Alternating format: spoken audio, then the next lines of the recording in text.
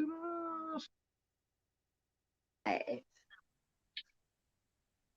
live.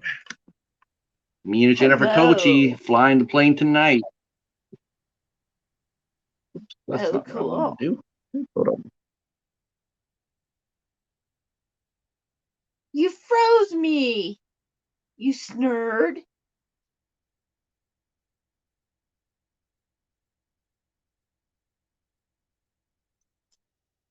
Sorry about that, Jennifer. You froze me, you snurd. Yeah, snurd. Okay, I gotta make sure there's other people coming. They're there yet? Okay. Yeah. So welcome to the Midnight Hour. Well, I'm sure some of you are looking at us like, wait a minute, didn't I see that guy just a minute ago?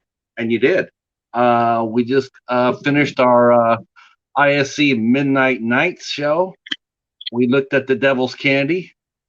Me, Cadaver Club, our gracious host, along with the Mighty Night Zone, Knight and Coriander and Jerry. Yeah, rocking it hard. Hi, Michael. Hi, Tim. Hi, everybody that's early. Why are we frozen? We should not be frozen. Why are you? Huh? No, I'm still there. We're there. My screen's frozen. Not to me. You're working. You're putting your hands on your hair. Oh. See? Oh, see? Now I put your hands on your hair again because there's like a 10-second delay. Hi, Amanda. How are you? Hey, Joe. Welcome aboard, sir. You and me are froze on my screen for some reason. Really? Okay, yeah. You want to back out and come back in? Sure. And I know it seems like my microphone is a little scrabbly too. Yeah. Well, I don't know if that's me or am I coming across clear, everybody? Am I sounding clear? Hopefully so. Hopefully so. It won't let me leave.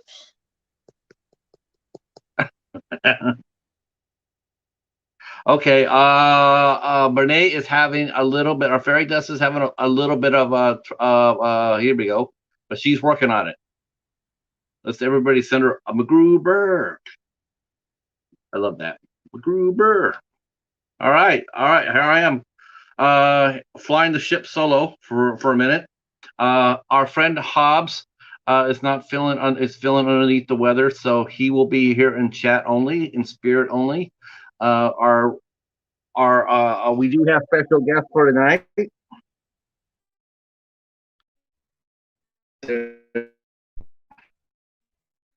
Again, Jennifer is back with us.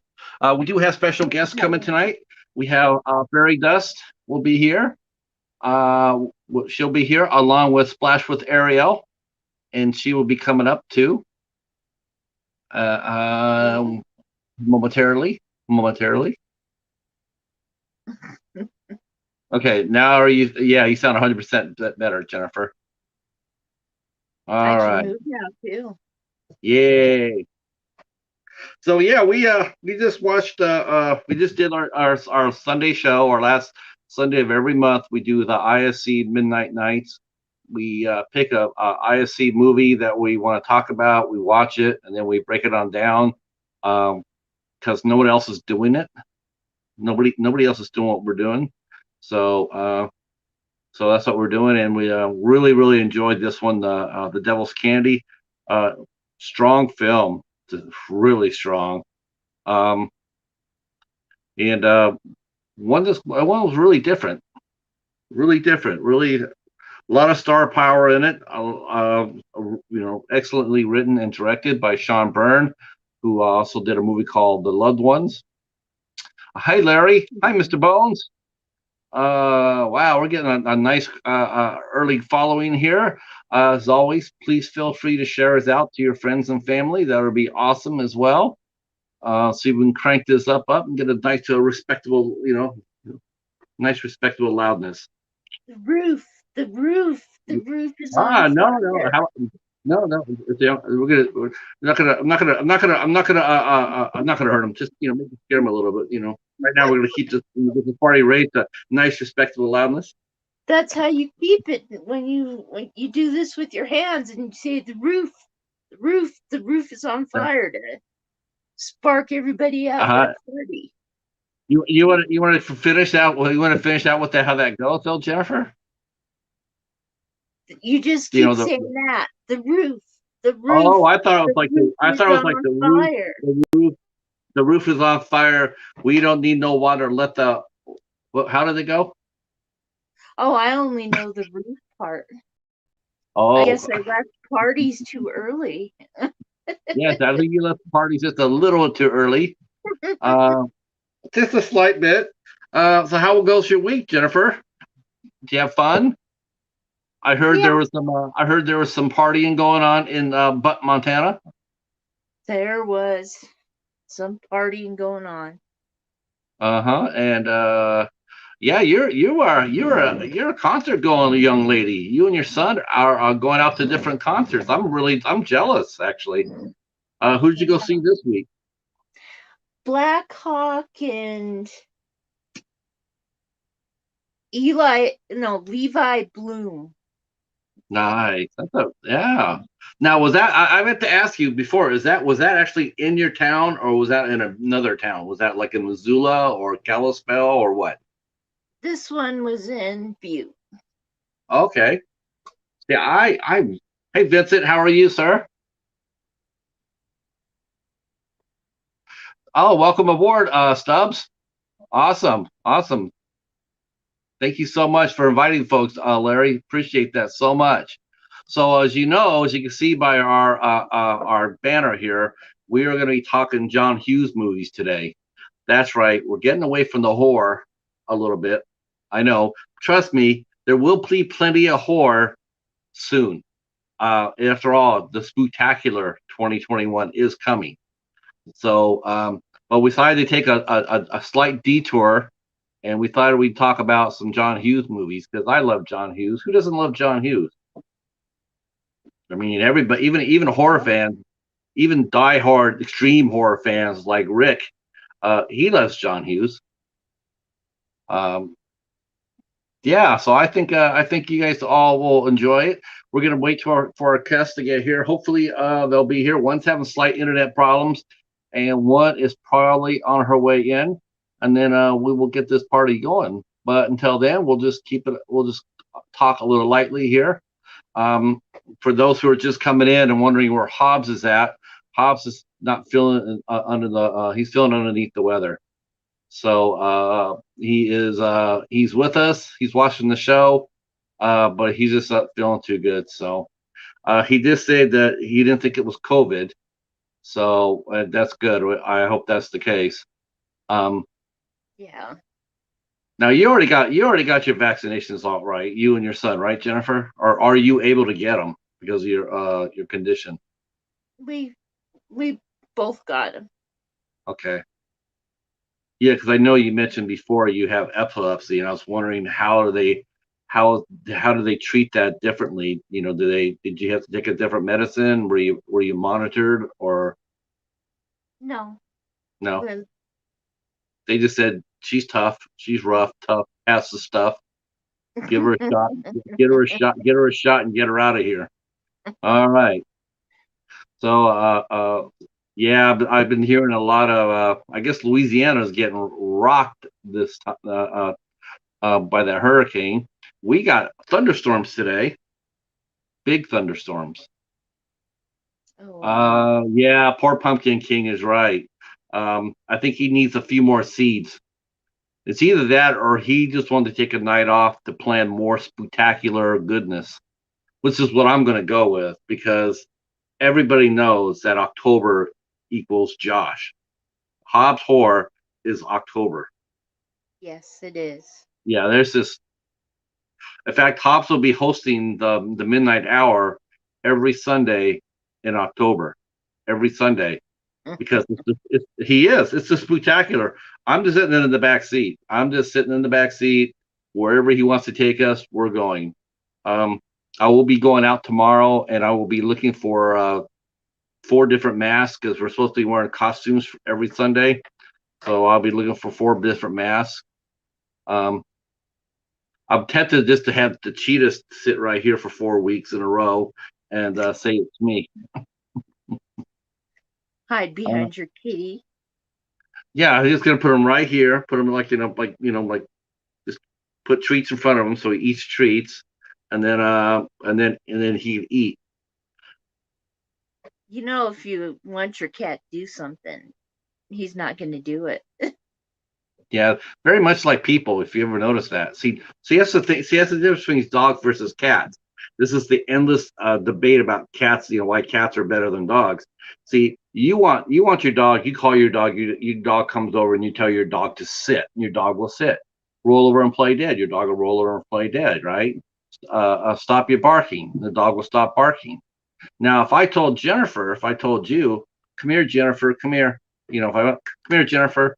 Or if I said, come over here and quit barking, Jennifer, or if I said, come over and sit down, Jennifer, you would tell me to go to hell because it's like, who are you to tell me anything? That's what cats are. Cats are like that too. Paladin, come here. I get a middle paw. Come sit down, Paladin. I'll get a scratch. Eat your food, and I'm gonna be sleeping underneath my blankets. Hey, John, how are you, sir? Well, it matters. It matters what guy. No, Cheetah will not. No, he will not sit in one spot. He is a cheetah. He has his own way of thinking. Not going to work. Now, if the right guy said, Jennifer, come over, sit, I would listen sometimes. Okay, yeah, but I don't know. That's only Curtis Armstrong, right? Is how many guys can actually come over there and tell you that besides Curtis Armstrong? Oh, is there more than one? Yeah.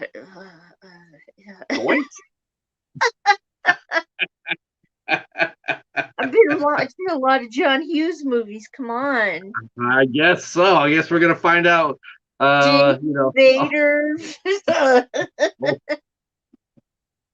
Okay, we're gonna find out. We're gonna find out which guy can snap his fingers and watch Jennifer Tochi walk over there and say hello. That's funny as hell. Okay, looks like John's gonna share maybe a little news on Orlando Phantasm. Larry D just mentioned that he's starting to get wind gusts here. Hey, Larry, be very careful, man. If you're in the path of that storm in any way, man, I hope you're ready to bug out. Yeah, it's not good. Not good down in Louisiana. I guess one of the hospitals got its roof blown off. So that's not good. People people are cracking up at the fact that you like there's more than one guy that could snap his fingers for you. Let's see. Curtis would be yeah. Oh yeah.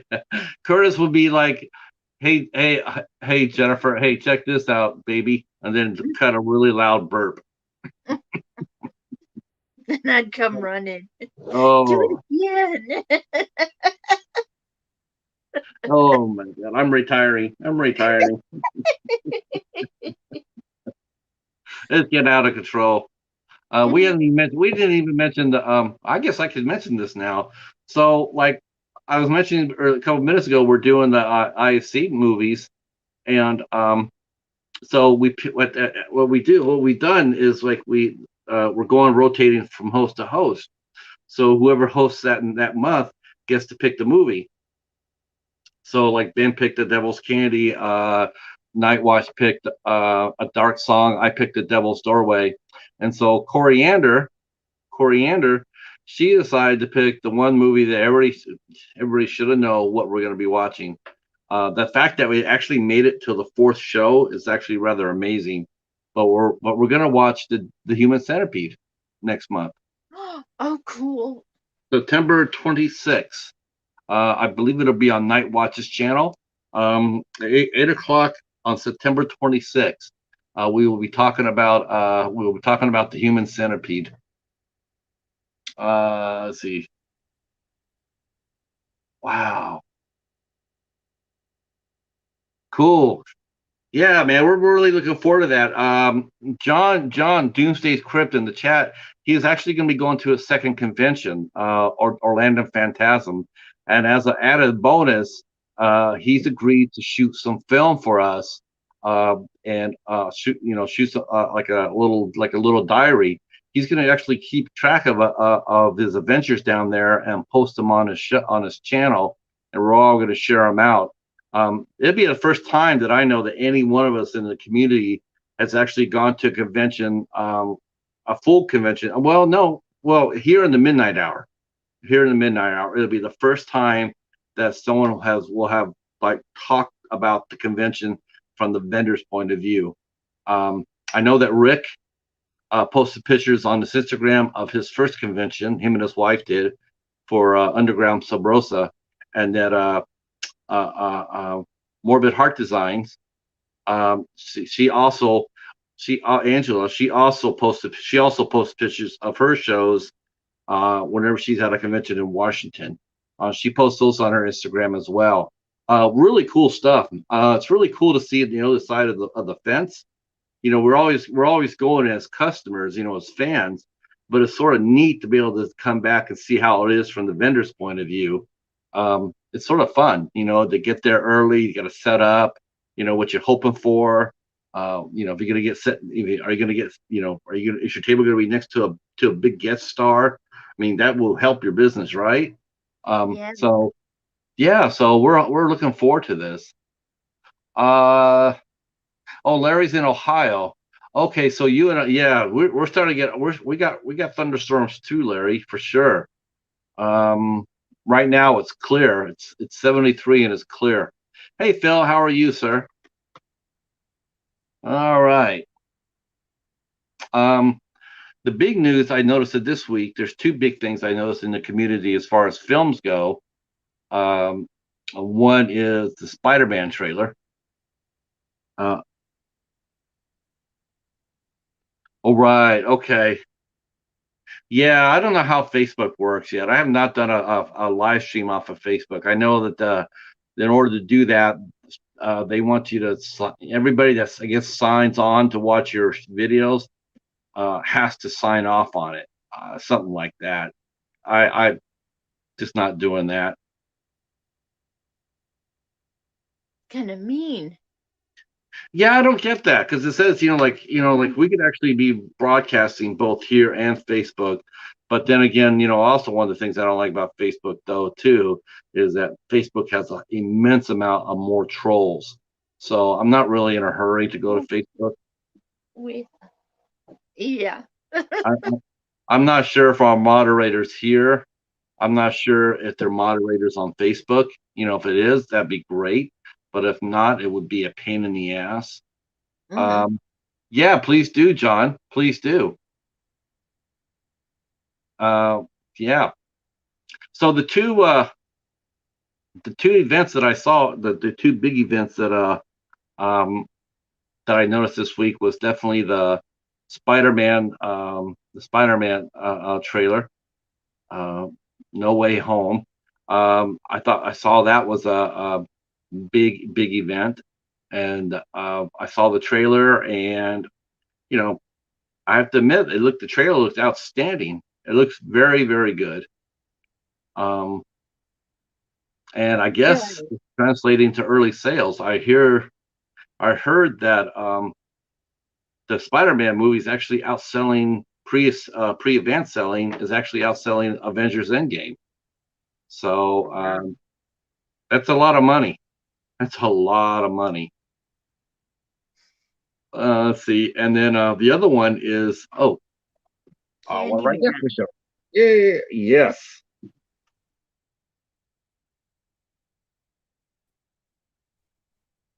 Hi, Ariel. Hi. Ariel.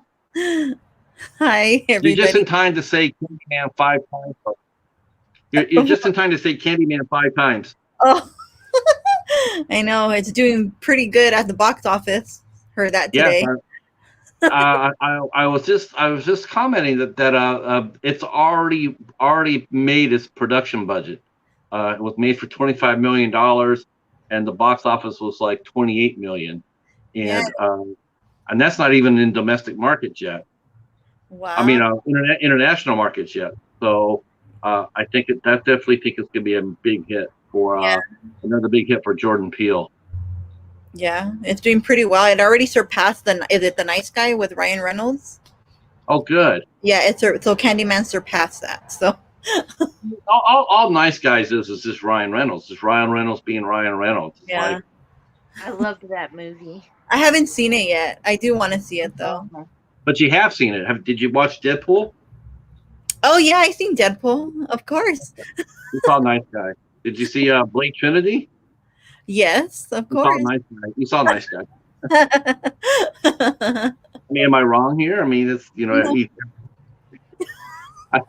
I mean, there is one movie I need to watch because I actually want to watch it and talk about it, because I do think there was one movie that Ryan Reynolds did that he wasn't Ryan Reynolds in.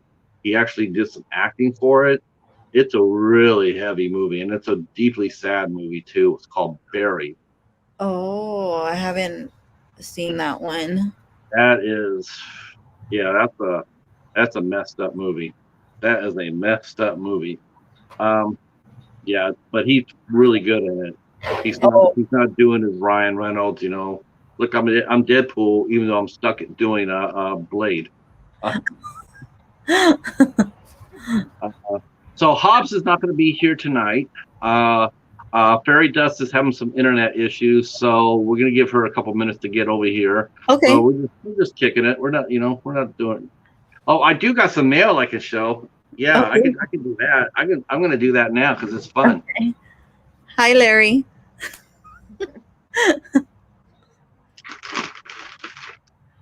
So some of you guys might have not known this, but so last week was my birthday, last Thursday, and so we had a lot of fun on my birthday for sure. And we went up on there. We tried to do some channel pushing. Man, YouTube was a bitch this time though. Man, everybody lost. I was looking around to see if everybody's numbers stuck. All the new subscribers. Mm-hmm. YouTube was a bitch. It just came through with a broom and a dustpan and just took away just pretty much the vast majority of them. That's true. I noticed that. I was like, 6 are gone in overnight. Yeah. Yeah. So I lost really all his extra ones he got. Are you serious? Wow. Okay. Okay. Thank you. Thank you so much, Tris. Thank you so much. We got a new fan in here. Larry D invited his friend Chris to come on in, so he came in there, but he says he's going to come back and say hi. So that's awesome. Thank you so much for showing up, Chris. We'll see you again soon. So yeah, I got some mail. I got some birthday mail. So yeah, I did. It says here, a gift for you, and it says from Splash from Ariel. I was like, wow, that's so neat. Yes, see. So I'm gonna show off the kindness that Ariel did. I actually, like I said, it was a miracle. Seriously, how you did this? I was like, I'm sitting there going that's really spooky because I have 5,000 movies in my collection. 5,000. So the odds of you getting 3 completely one. I know, right? That's just that's some lottery shit right there. After this stream is over, I'm gonna go buy a lottery ticket because that's.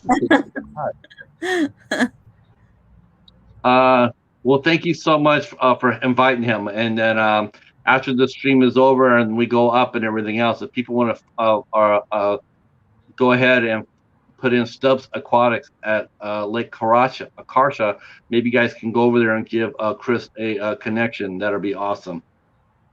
So I got 3 movies that Ariel sent me for my birthday. I got Starry Eyes, which I've been wanting to get forever and a day. So really excited to get that. And that's from Dark Sky too. Dark Sky puts out a lot of good movies. I don't talk about Dark Sky enough. I'm always talking about IFC and IFC Midnight, but Dark Sky, they put out some really good movies. Hi, Sean. Yes. Hey, Sean. Would you care to come up tonight, Sean? You can take the place of the Pumpkin King. And then I got from Ariel, and this is what I mean. This is like totally bonkers. And I got Night of the Comet, which though I've seen this movie, I never had a copy of it in my collection. 5,000 movies, and I did not have Night of the Comet. Oh. That's just like, I'm sure if Kelly Maroney would hear me say that right now, she would probably unfollow me and unfriend me. You and I have been talking for 8 years on social media, and you're trying to tell me that you did not have this movie, and then I would sit there and say yes, but I did have Hell's Kitty, and I did review Hell's Kitty. So does that make me still your friend? And if you haven't seen Hell's Kitty, you need to do that because that's an awesome movie. And then the last movie I got was Night of the Creeps, which I also did not have either. I think I've only seen this movie like 2 or 3 times way back in the day, and I think I saw it unedited on regular TV. Oh, no problem. Okay, thanks, John. Night of the Creeps before? I had not. No, I didn't. I never had it in my collection. I've watched it, but I mean, I watched it like in the 90s, on regular TV, commercials and stuff like that. So I have not seen it. I mean, I know all these movies have been re-released by boutique labels. Night of the Creeps and the Night of the Creeps and Night of the Comets. That's actually, there's a night theme here. Night of the Creeps, Night of the Comets, and Starry Eyes. I like that. Nighttime. All right. So I haven't seen. I've seen Night of the Comet. I think I saw that just as little as 3 or 4 years ago. I love that movie too. That movie is so much fun. Yeah, I liked it too. It's a good watch. Let's see.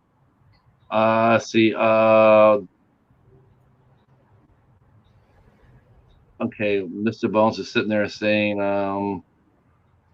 "Oh yeah, their dates are there. Yeah, the bad news is they're dead. Yeah." Yeah, that's a good tagline too. That's a really good tagline. Like I said, I mean, I was just looking at it going like, okay, who's in this movie again? I remember seeing Jason Lively, and that's Blake Lively's uncle, I believe. Uncle. Oh. Right. I think that's her uncle. And of course, she married Ryan Reynolds, who's playing Ryan Reynolds in The Marriage.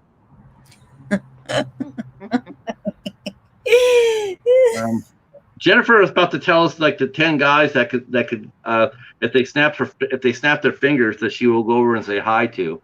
We were talking about earlier about snapping fingers and who she go over and say hi to. So who else besides Booger was it?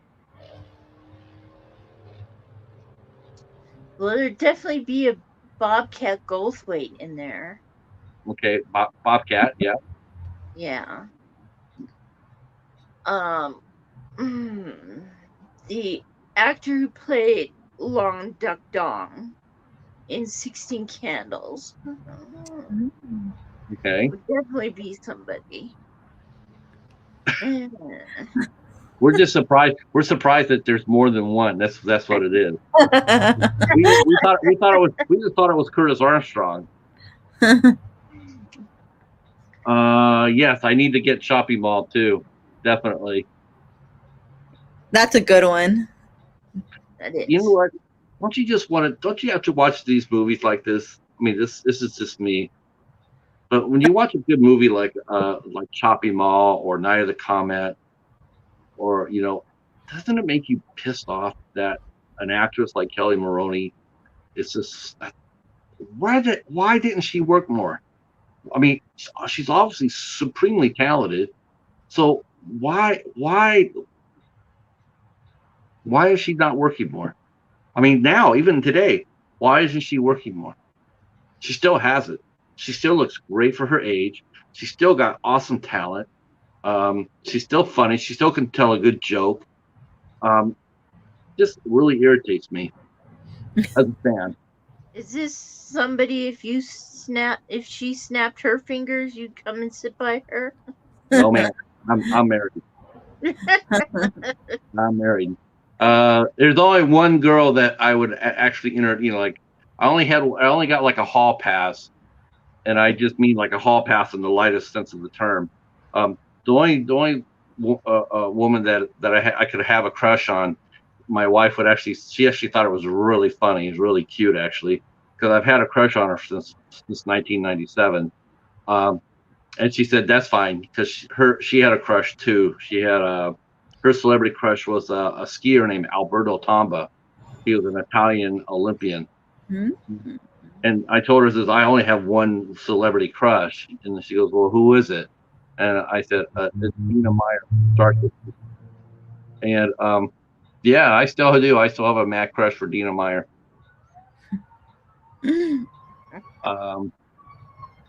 Yeah, Larry, thank you so much. Now I don't feel like a total noob.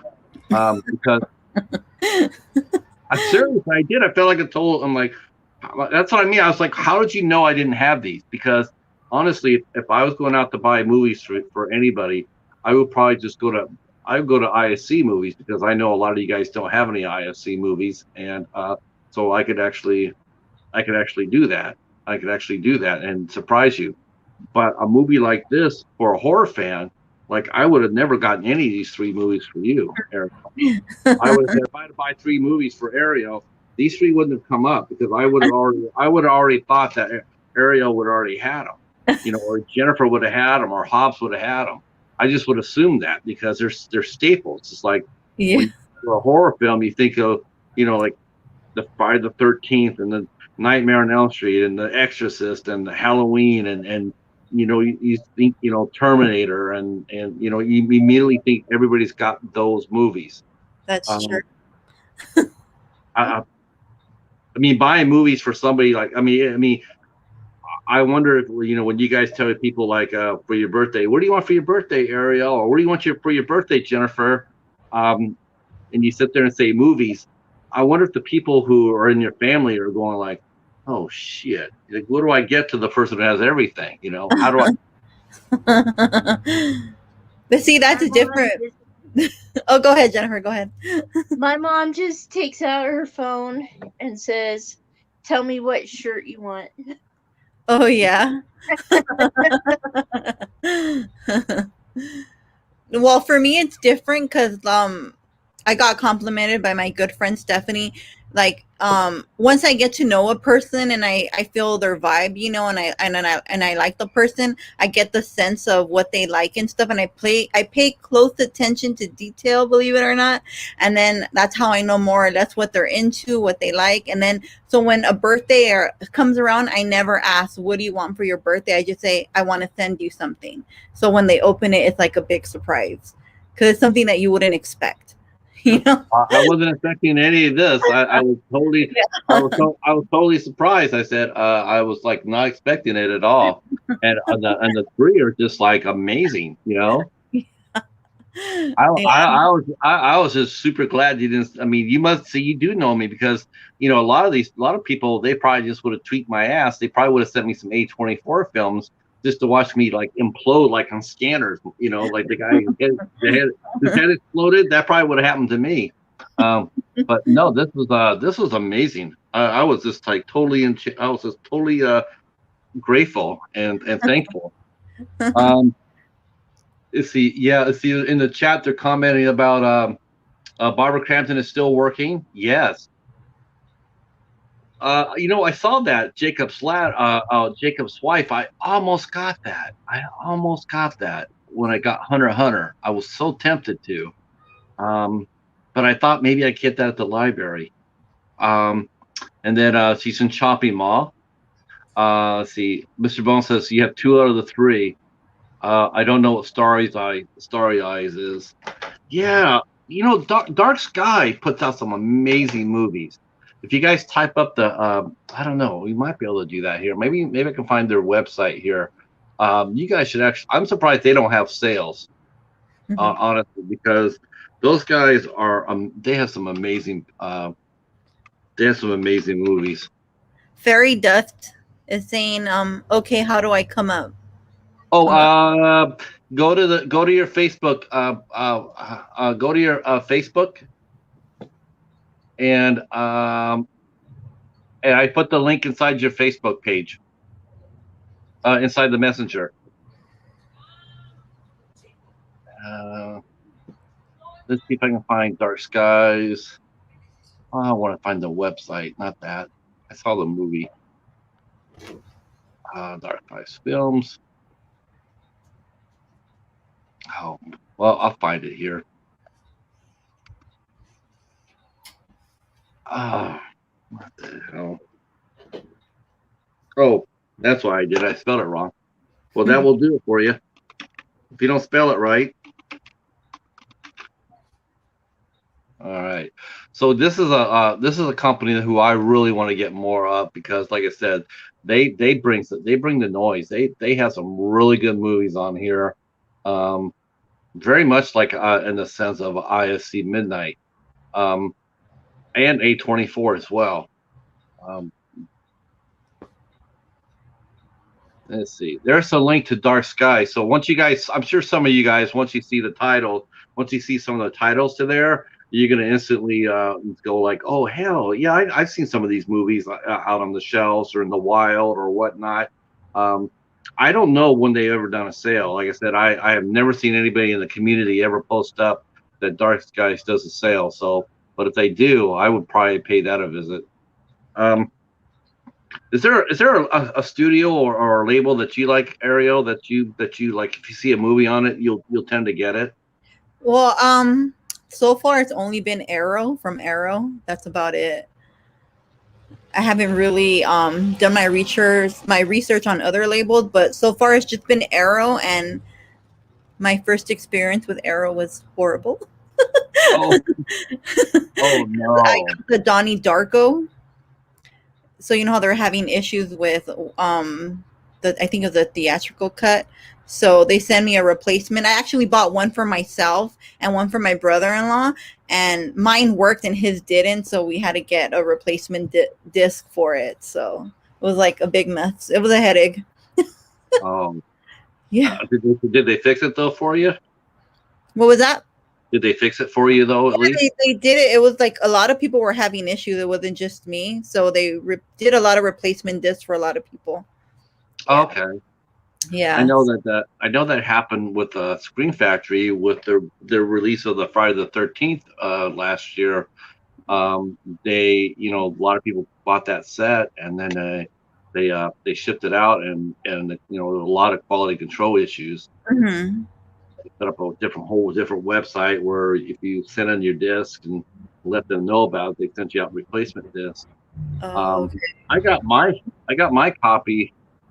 And months later, and I haven't watched any of the movies yet. But I'm sort of hoping to God that when I do play them, I'm hoping that there's no issues, that they fixed it. Yeah, that's what I worry about too. When I don't open a disc and then a year later and then it doesn't work.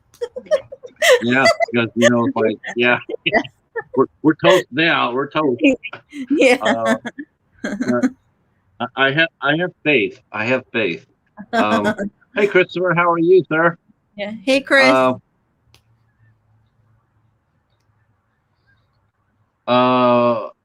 Whoops. What happened? Oh, yeah, I can. What happened to? Okay. Oh, what? Oh, okay. Sorry about that, Mr. Bones. That was a mistake, I'm sure. Damn. Okay. We're still new with the moderators. So we're still finding our way out how it works. Gosh almighty, I'm really sorry about that, Mr. Bones. I'm sorry. Let me get the link here. Oh Yeah. Oh.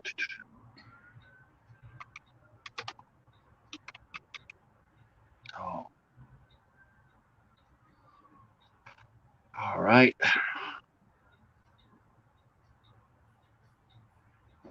All right. One more second here.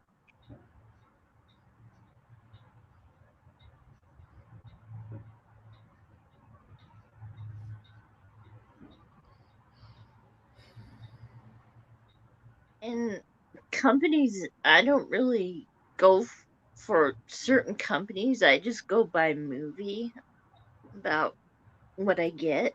Mm-hmm. Yeah. Yeah. Yeah, sometimes I like to just buy it, right, when you're at the store. Yeah. Okay. There you go. There you go, Fairydust.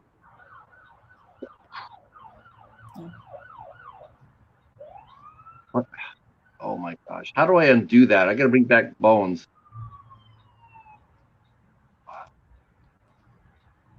No. No. Ah. Sure that was okay. Crap. That's the first time for us. I'm really sorry about that, Mr. Bones. If you hear me, I'm sorry. I'm still new at that. I'm sure that she did not hit you on purpose. I'm positive of that. We're still learning our way around the moderator button. So please forgive me about that, my buddy. Don't take that personal.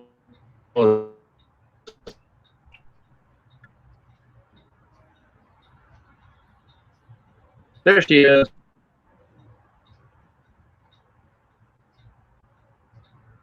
All right. Hello. Ta-da. Hello. Greetings. Hi, buddy. Did my fingers go and start touching other things out there? Yeah. Mr. Bones got hit, but I just so told him. sorry. I know. You didn't mean that. We're still new about this, so okay. I was trying Okay. to mount my phone and try to get the internet going and all of this stuff. So I apologize for everything. No problem. That's why we got Hobbs there. Hobbs is our sheriff. Oh yeah, he goes, I got him. Yeah, thanks. Yeah, Mr. Bones is one of our best friends, and so I mean I know that it was just a mistake. It happens. I've been timed out a couple of times. It's like, okay, I'll just wait. No biggie.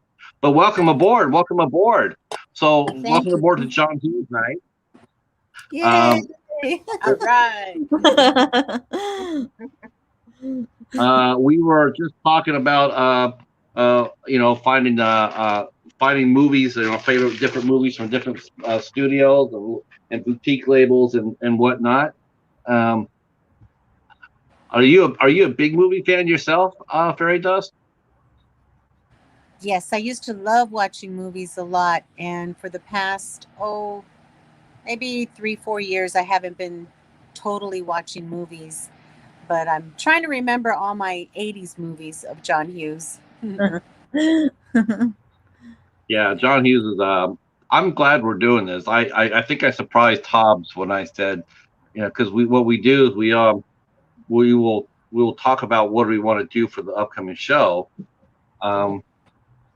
So what do you want to do? What do you want to talk about? A lot of times we'll have a special guest come on, like someone in the industry, someone, a director, an actor, or whatnot, and then we'll come up with the theme. Like, what are we going to do for a theme? And since we're a horror centric live stream, but I was thinking, I'm watching Jennifer and Hobbs do the '80s archives, and I'm thinking, that's such a wonderful thing, and it's doing really well for them.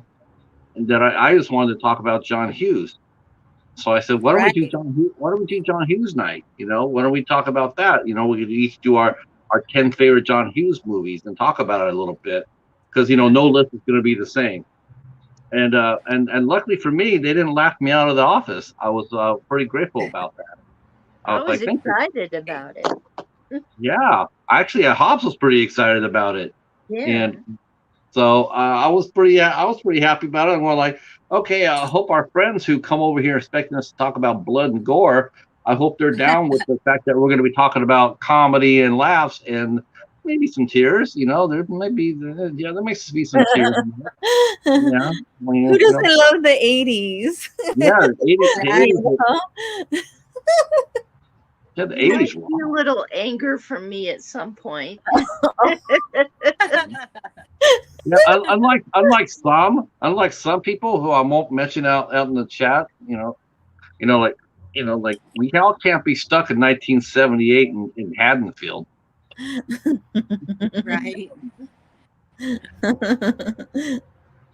I'll probably watch my audience drop to nothing.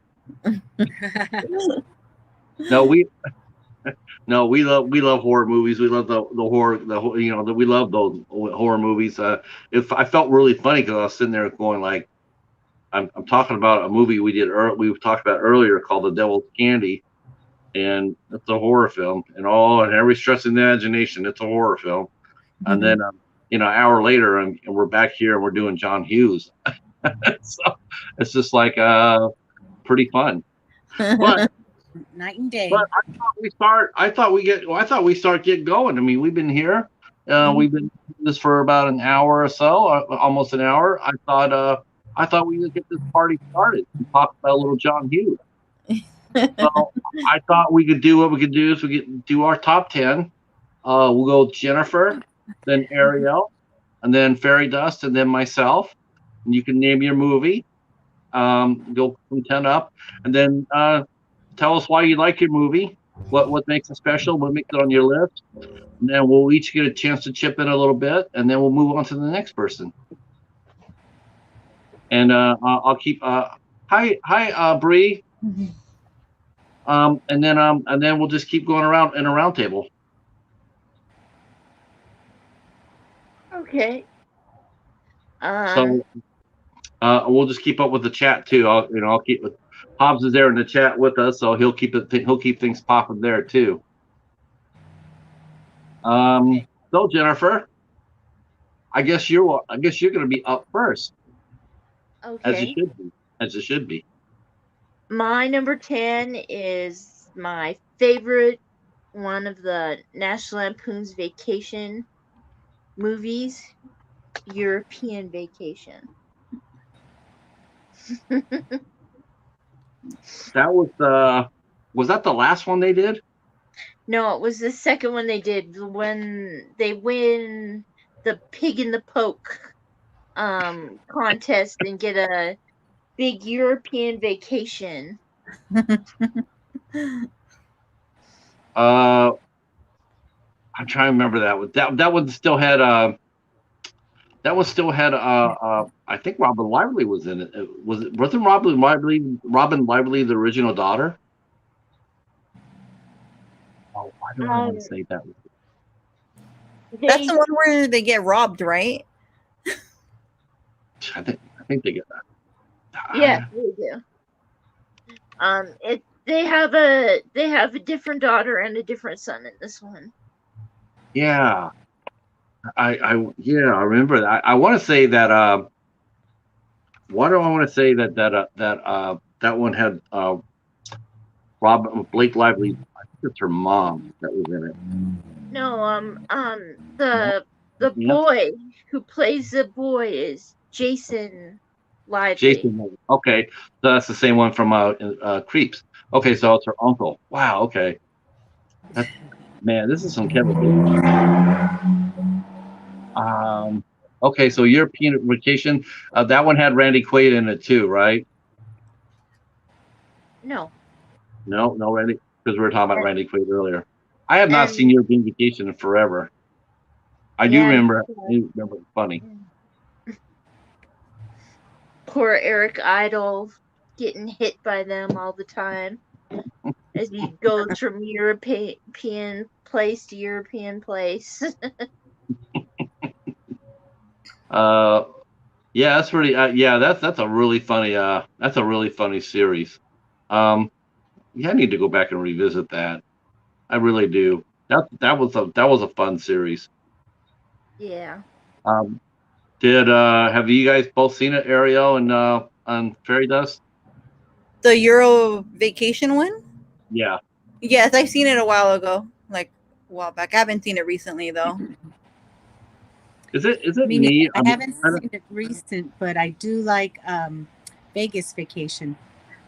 I don't know if John Hughes did Vegas Vacation Yeah, I don't think he and did. Christmas Vacation. Let's And see. he only wrote European Vacation. Got it. Did you know that the theme song is from Lindsey Buckingham from Fleetwood Mac? The Hollywood Road. Right. Yeah, that's actually one of the best theme songs of any movie. I think so catchy. Right. I love music. And then I want to say that the I think they redid the European, not the European one, but they redid a Vacation, and I thought they brought back Christy Brinkley. She was in the girl in the first movie in the red Ferrari that cruised by Chevy Chase. Oh, and in Vacation as well. Right. Yep. John Hilarious. saying, let's see, Amanda says Christmas Vacation was the best, and John says, yikes, Vegas Vacation. What's your favorite? What's everybody's favorite vacation movie? I like Christmas Vacation. Yeah, Christmas is sort of bulletproof, isn't it? It takes some real effort to ruin a Christmas movie.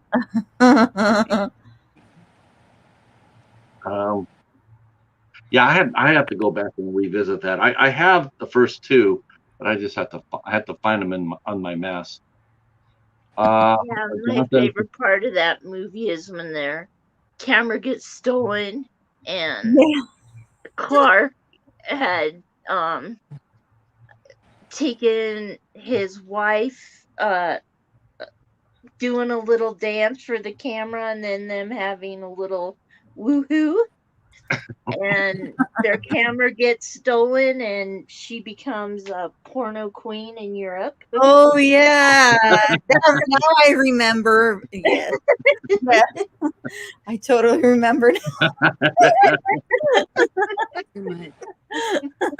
Oh my gosh. Yeah, Beverly D'Angelo. Boy, she was a Spitfire back in her day. Oh yeah. Oh yeah, she was something else. Really good actress too. I mean, real good actress. Let's see. John saying the first three Vacations are great. Yeah. How about you, Ariel? What would be your 10th favorite John Hughes movie? Mine would be.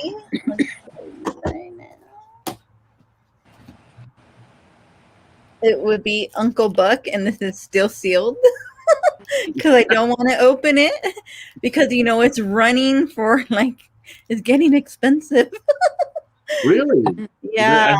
Is it out of print? No, I don't just Amazon wants a ridiculous price sometimes. So luckily I had got this a while back at Best Buy for a really good deal. So I'm just gonna wait because it's on streaming services right now. So I don't want to open it if I don't have to. But I do love this movie. Say that for the college fund. I know, right? So can't go wrong with John Candy. No. No, I agree with that. It seems like every year that goes by, it sounds really weird, but it seems like every year that goes by, I miss that guy more and more. Yeah. I really appreciated John Candy. Yeah. It's really good. Can't go wrong with this film at all. Hi, Jared. How are you? Yeah, Uncle Buck is a great one. It's just he just started scratching the surface. He started scratching the surface of slide into more dramatic fare. And Uncle Buck, there's elements there into it, and Only the Lonely. There's other elements that we start seeing that side of him coming through, and you just, of course, there's other movies that, like Cool Runnings, that just you can see how good he could be. When given the chance, and unfortunately, he He's actually trying to get healthy when he passed. You know, Oh. he was already going on a diet. He had, I think, taken time. I think he had quit smoking he was a heavy smoker, and that was really what ended up getting him. But he had quit for like months. And then, unfortunately, he had done a lot of damage to his body, and he just caught up to him. Wow. But I miss him. That's a great pick. That's a great pick. Did you ever see Uncle Buck, Fairydust? Oh yes, all the time. I love those big pancakes. Yeah. And I love it when he was intimidating the young girl's boyfriend. Yeah, with the drill. Yeah. Terrifying him and stuff. Yeah. Oh, that was hilarious. Yes. That was a really good movie. Oh yeah. That was a great one. Let's see. Right, yeah, wagons. Yeah.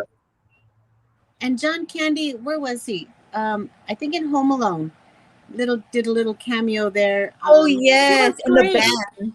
Yeah, playing his clarinet. He was great in that. Well, I want to say he was in the first Vacation too. He's one of the 2 security guards. Oh yeah. Yeah. Yeah. At Wally World. In Wally World, correct. Oh. Yeah. Yeah, John Candy's great.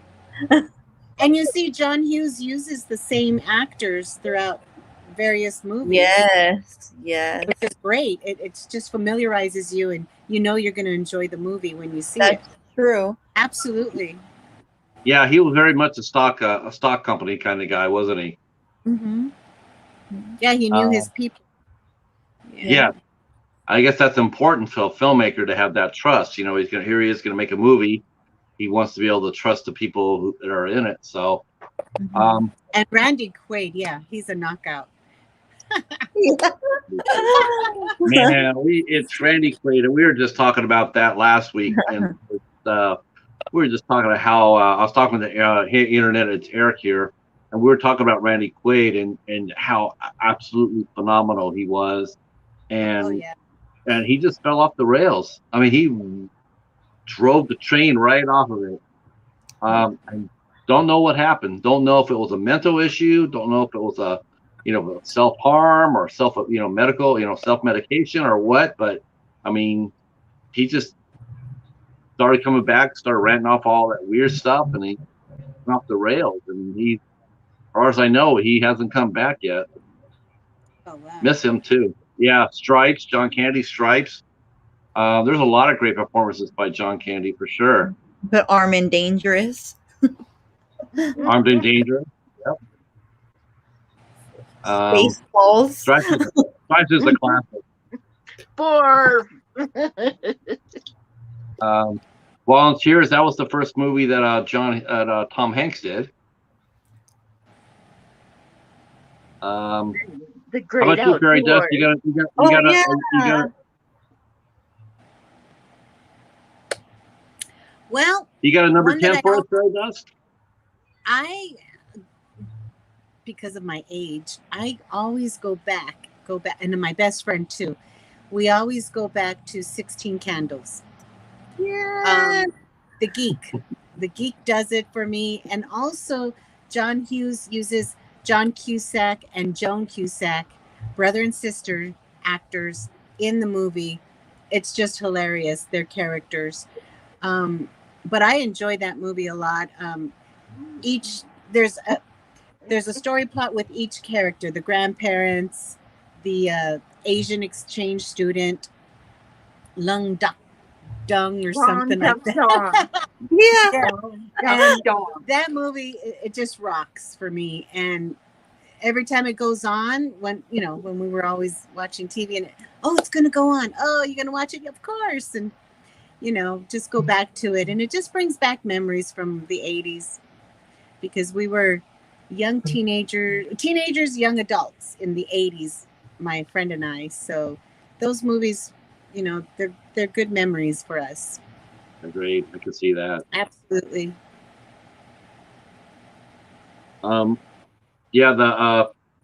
16 Candles was a lot of fun. I mean, that was one of the movies that broke Molly Ringwald, brought her out to the national, audience.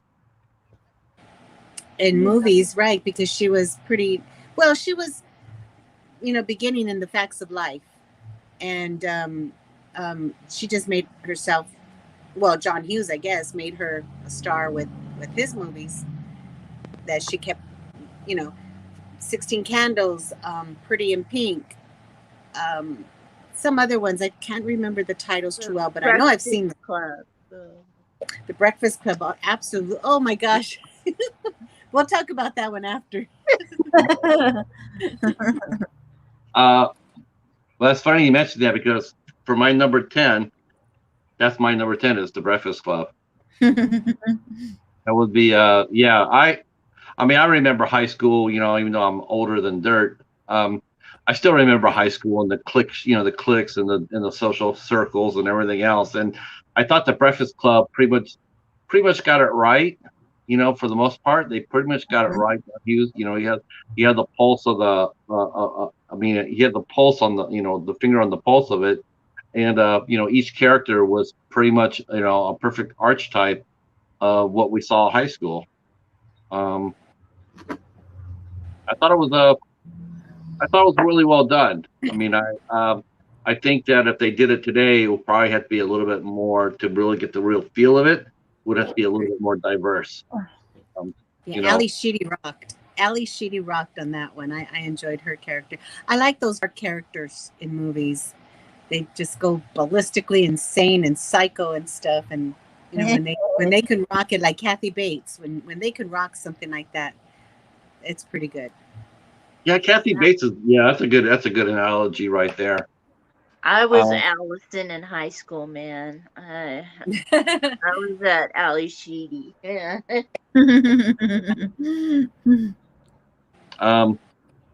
Yeah, that would be my 10th right there. I mean, I can remember like I said, I remember the cliques, and I remember the being in detention and all that, and even in detention, I can still go back to it. And if you have friends over in this area, you stayed with them, and it's sort of like like high school. It's almost like a precursor in a weird sense if you think about it. Sort of like a precursor to prison. It's like prison has the same shit. You go to prison, you stick with your own kind. Your own social set, your own income level, your own. And high school is very much like the first level. It's the first time that I ever experienced that because you really didn't experience that too much in elementary school or even junior high. But high school could be brutal. Yeah. Jennifer, what do you got for your number 9 movie? Ferris Bueller's Day Off. Nice. Right on. Nice. Bueller?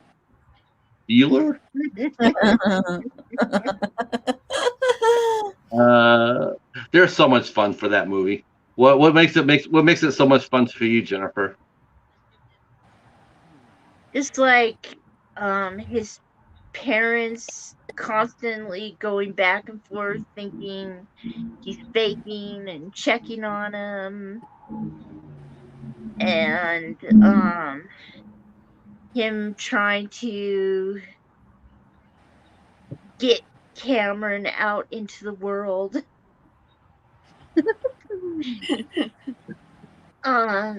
It was, and his sister Jennifer Grey trying to catch him. Yeah, those two. Wow, that was they had a very interesting brother and sister dynamic, right? Yeah. I think that I think he adored his sister, but I don't think the sister really adored him. That's true. And Charlie Sheen made a special appearance in that. Yeah, I think that was that not his movie debut? Probably, it looked like it. Yeah, he was so fresh faced back then. Yeah. And he's good too. He's a good actor. Mary Jo Catlett was there as the secretary. She was always funny. In her roles, she was always funny. Right. And then, of course, Alan Tudyk was there, and he went on to star in Firefly. He ended up doing Alan Ruck. I think Alan Ruck that's who it was, and I think he ended up doing Spin City. I think he ended up doing Spin City. And then Mia Sara, who played the girlfriend, she actually was the very first actress to play Harley Quinn. Oh. Yeah, she played Harley Quinn in The Birds of Prey. Wow. Harley Quinzel, Dr. Harley Quinzel. So there's some trivia there for you there, some superhero trivia. Of course, there's some controversy too that Jeffrey Jones got in trouble. He scraped by, got a little heat, but Yeah. I don't think he's ever come back. I don't think that guy's ever come back. You know that yeah. But that's a fun movie. I mean, it showed Chicago. It had a lot of fun. Definitely didn't take itself seriously. Matthew Broderick was perfect. The breaking of the fourth wall, where an actor will talk to an audience, I thought was brilliantly done. A lot of fun. You know, it made you feel like you're more inside the movie. The race to beat the principal home, you know, or the sister home, so it wouldn't get busted. Yeah, there's just a lot of joy in Ferris Bueller. There's just a real good laugh back from beginning to end. Definitely one of my favorites too. Mm-hmm. Yeah. What about you, Ariel? What do you got for number 9? I have Weird Science. I like your pen, Jennifer. Your mermaid pen. I spotted it. Uh-oh. Is that a mermaid tail I see there? Mm-hmm. Look at that. Yeah, so my pick is Weird Science. You see a lot of familiar faces here, like Robert Downey Jr. Oh yeah. Back. Yeah. Yeah. And she's such a babe. So yeah. Kelly LeBrock. Yeah. God, yeah. She was. I want to say they had a cover of her come out about that same time. They had a cover of her come out on Time magazine. It was really, really, real popular. Kelly LeBrock was a lot of fun. That whole movie was fun. It was. Her first line in the movie was great. What would you little maniacs like to do first?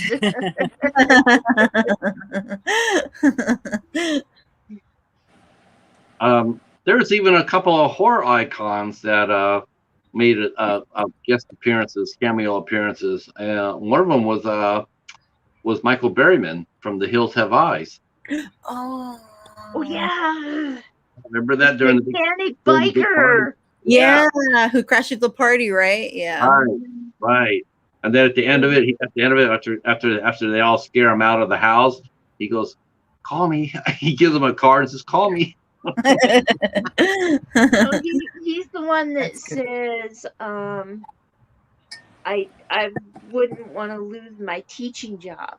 Right. Yeah, that's right. Yeah. The guy with the metal face says the. Was that the other way around? Yeah. I should have known about that. Should have known that, Jennifer. Yeah, that was Robert Downey's one of his first roles right there. Michael Anthony Hall, and I forgot who played. And of course, how could we forget this? The mighty and beloved and the late Bill Paxton played Chet. Oh yeah, I'll say Chet. Oh, Bill Paxton, that's terrible. Yeah, he was so funny in the role. Oh yeah, he was good. I loved him in Tombstone, Twister, you name it. I was watching it. It's almost like you almost want to sit there and say, name a bad movie that Bill Paxton was in, and I'll just sit here and wait for that. Because I don't think you're gonna find one. No. Definitely, very much like John Candy, he always elevated every movie that he was in. I mean, even a movie might not have been so good, but just because he was in it, it made it that much better. Like Home Alone, right? Right. He just had a little tiny part. but it impacted, because you knew John Candy. Oh yeah. Yeah. I remember watching Commando. I was doing a rewatch of Commando, and I realized that was Bill Paxton's first movie. He played a Coast Guard officer, playing Radar Man. I was like, oh shit, I never even knew that. Wow. Oh wow. And he was in Titanic too. That's right. Yeah. There's a lot of people in Titanic. Oh yeah.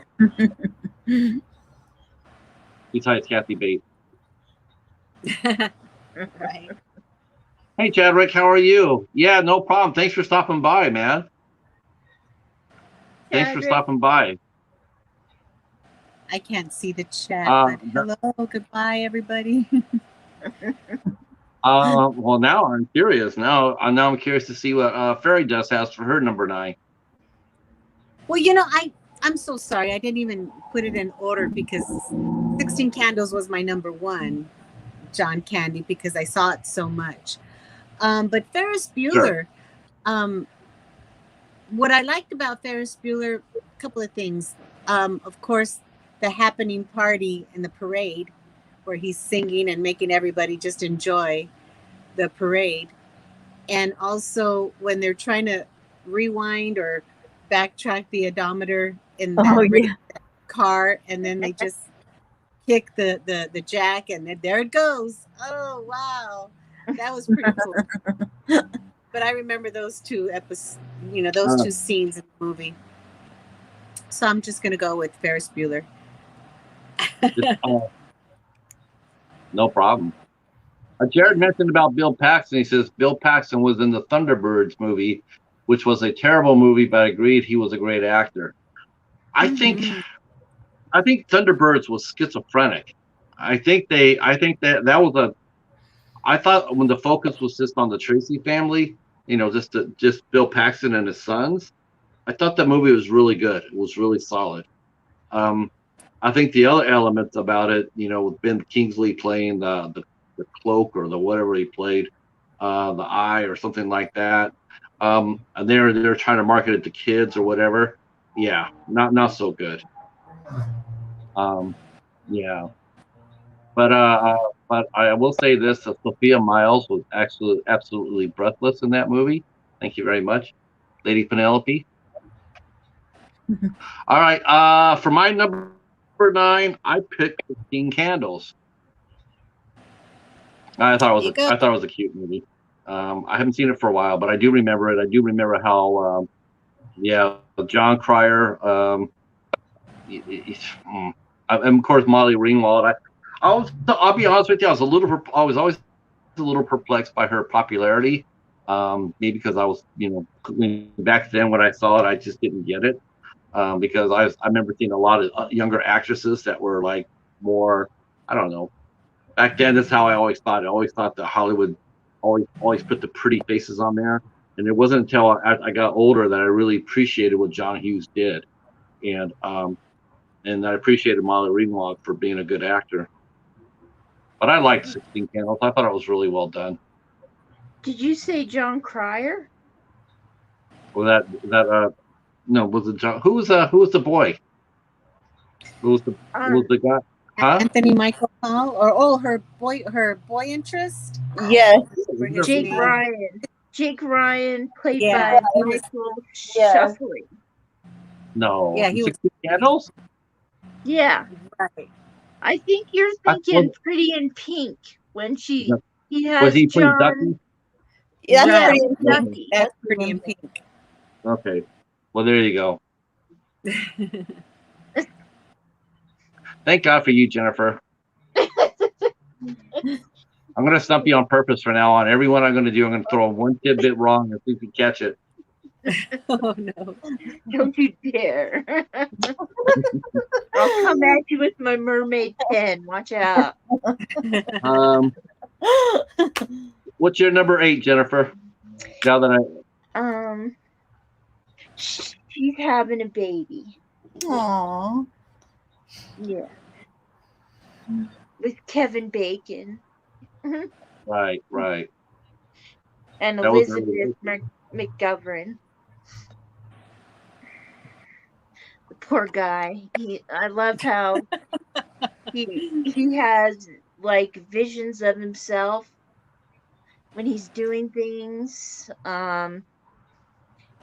Visions of himself like falling off a building, or like when his wife is trying to get pregnant. He's at a stud farm. He feels like he's at a stud farm. And he talks during the movie. Just to himself, though.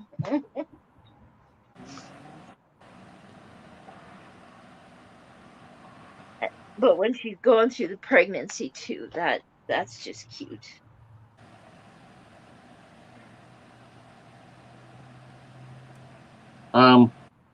That's one I have not seen.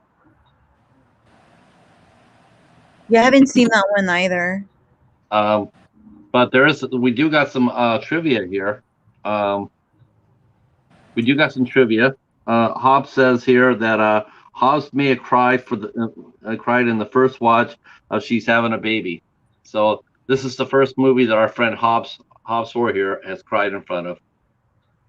Oh. I need to see it. I have it, but I haven't watched it yet.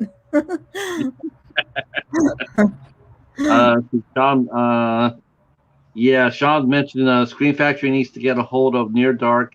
That's with Bill Paxton too, and that movie has been out of print for too damn long time. I agree with you about that. And then, yep. I think it's awfully brave that Hobbs admits that he cried like a baby in front of She's Having a Baby. Oh, that's great, Hobbs. Yeah. Yes. Good thing, Hobbs. What about you, Ariel? What's your number 8? Mine is going to be, I don't own it. I only have it on streaming service, but it's Curly Sue. Oh, man, that's a long time ago. Mm-hmm. It's really good. It's a very good story. It's sad, but it's good. I think Belushi's great in that. Yeah, it's Jim Belushi, Kelly Lynch, and Allison Porter, who plays Curly Sue. Yeah. I didn't realize he directed it, but it's a good film. It's really good. The chat's starting to fly now. Sean mentioned that Bill Paxton had a small part and Butcher Baker Nightmare Maker. Totally forgot about that until I watched the new Blu-ray release. Yeah, I didn't even know about that one. And then John Hughes didn't do Near Dark. He didn't? I thought he did. Bill Paxton came out in Terminator. Was he in Terminator 2? Okay. Was he in Terminator 1? I think I want to say Commando was before Terminator, though. I could be wrong about that. Let's see. He also did Aliens too. He also did, that was his one of his role too. Okay. Curly Sue. All right. How about you, Fairydust? Well, going back to Pretty in Pink, I enjoyed that movie a lot. Annie Potts, she rocked it. She was just this quirky friend of Molly Ringwald's character, and just loved it. That was entertaining for me. The music too, I'm a rock and roll girl, but in the 80s, they came out with all this new wave alternative rock music, and wasn't into the synthesized music as much, but the 80s was synthesized music. And I got I should have had it here. I've got the soundtrack album, and Shell Shock was one of my favorite songs from the movie. There was a lot of them, though. All of these movies had a lot of great music in it that I enjoyed. Yeah, but, John Hughes had a real good hand for music, didn't he? Well, yeah, of the times, that was great. Just being trendy, I guess, from the 80s. But Pretty in Pink, yeah, I really enjoyed the story. I enjoyed her making her dress handmade. It was just nice. It was pretty. other than those snobby girls, or I call them valley girls, that were there. They all looked alike, but Molly Ringwald's character, she was unique. But oh yeah, Annie Potts. So I really enjoyed that movie a lot too. And these are more chick flicks, more than Ferris Bueller or the other movies that John Hughes made. But I enjoyed them. I enjoyed them at the time.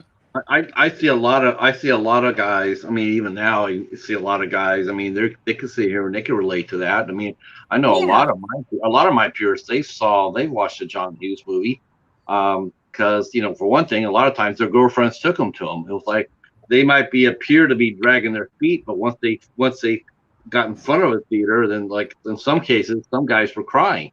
Not to mention names or anything. Because some guys were just crying, like crying in front of she's having a baby.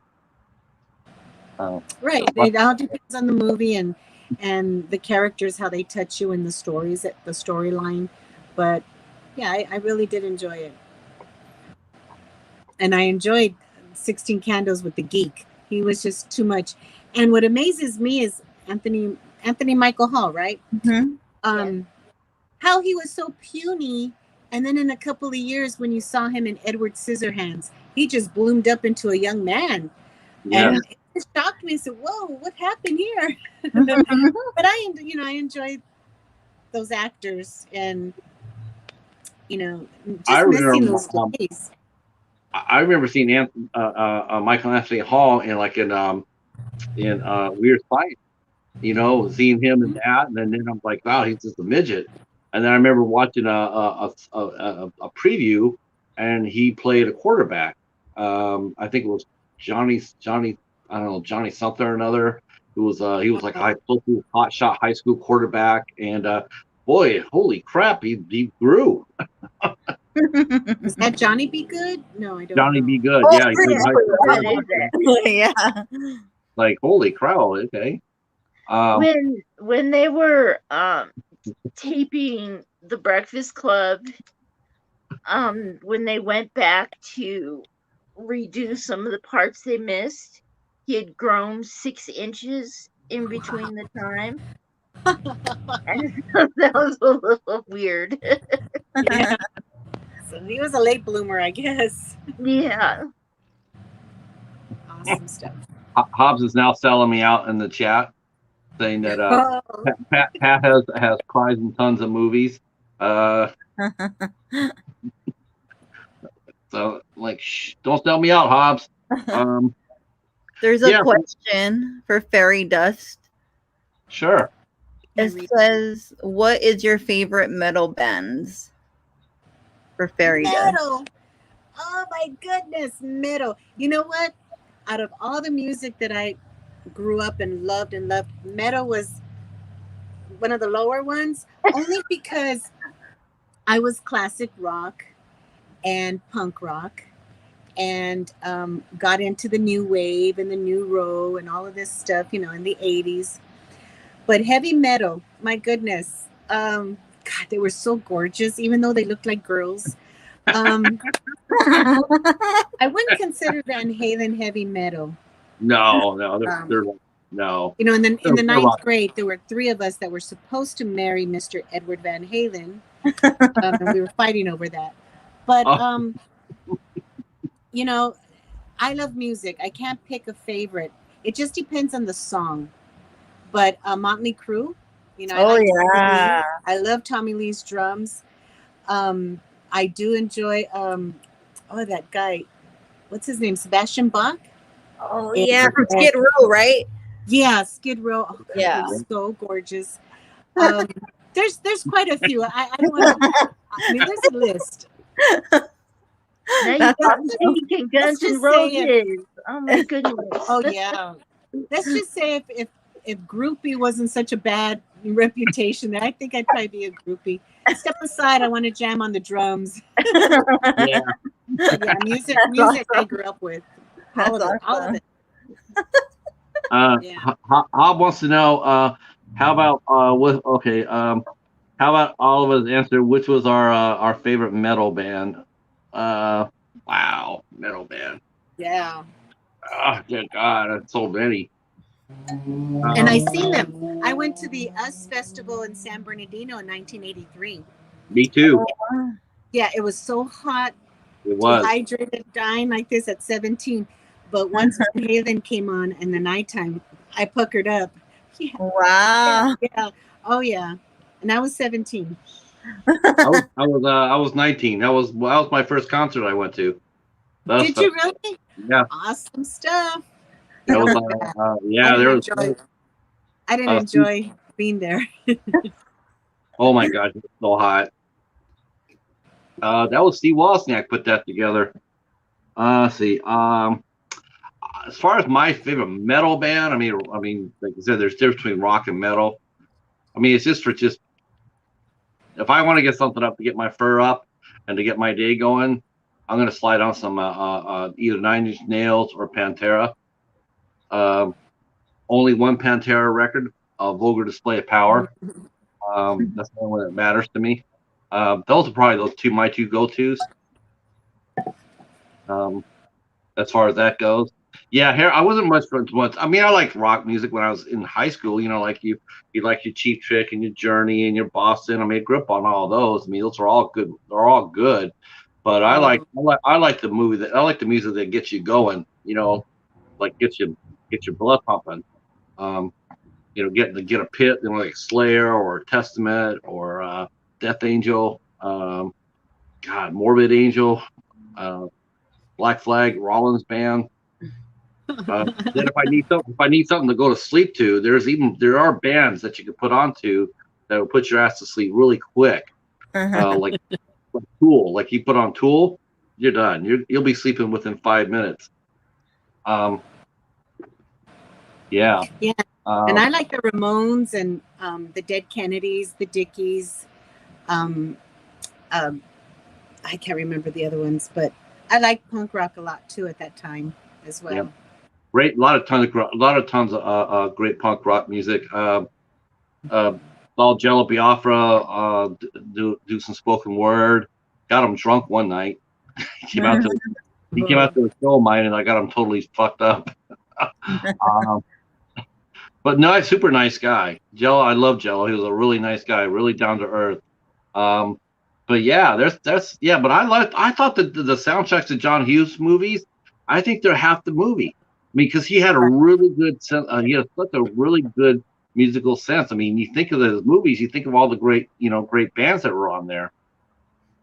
Yeah, I own an album of the soundtrack of Pretty in Pink. Yeah, I remember. Mm-hmm. I have the cassette. I picked for my 8th movie for John Hughes. I picked The Great Outdoors. Oh yeah. John Candy and Dan Aykroyd. Oh my gosh, that movie was hilarious. That movie is flipping hilarious. One of the few movies I really liked Dan Aykroyd in. I wasn't really much of a Dan Aykroyd fan, but he was really good in this. It was also the first appearance of Julianne Moore. No, Annette Bening. Annette Bening was her first appearance. Really? Oh. Yeah, that was her first role. Good to know. Super fun movie.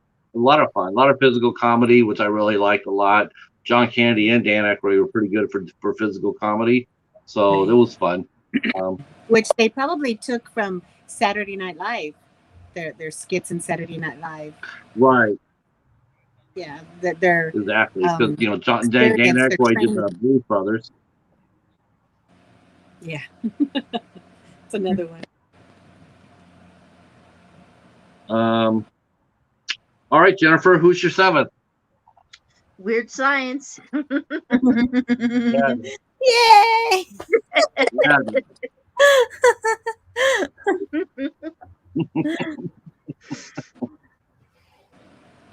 Now, what made Weird Science what got it so high on your list? Oh, I just think it was great the way she took them out to the bar and the way Anthony Michael Hall was acting and that white when they went to the blues bar. Are you talking about when they went to the blues bar? Yeah. Yeah. Yeah.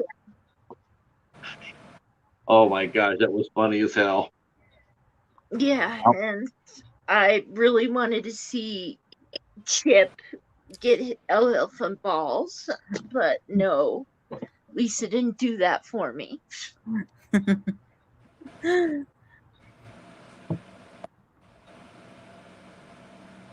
I love the humor of that movie. Me too. Me too. What about you, Ariel? What do you got for us?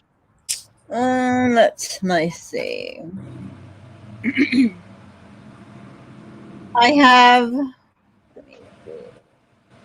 The Breakfast Club. Okay. That's my pick. Only because I like the character. The story is pretty cool. Yeah. Yeah. I think that story's timeless. You know, I think that movie. You could apply that movie right now today. Right. I mean, you could make that movie again right now today. Mm-hmm. You probably have to diversify the cast a little bit to make it a little bit more realistic, but you could. I mean, without any, no problem at all. It's a lot of the issues that were facing kids back then, they're still facing today. Mm-hmm. Yeah. If not more pressure. Yep. Let's see. Chicks cannot hold their smoke. Yeah. Let me tell you fast. I picked for my number 7. I picked Only the Lonely. That was a good comedy drama with that had John Candy and Ali Sheedy. Ali Sheedy, and then Marino Sullivan, I think it was. No, Marino O'Hara. Was it Marino Sullivan or Marino O'Hara? O'Hara, the redhead.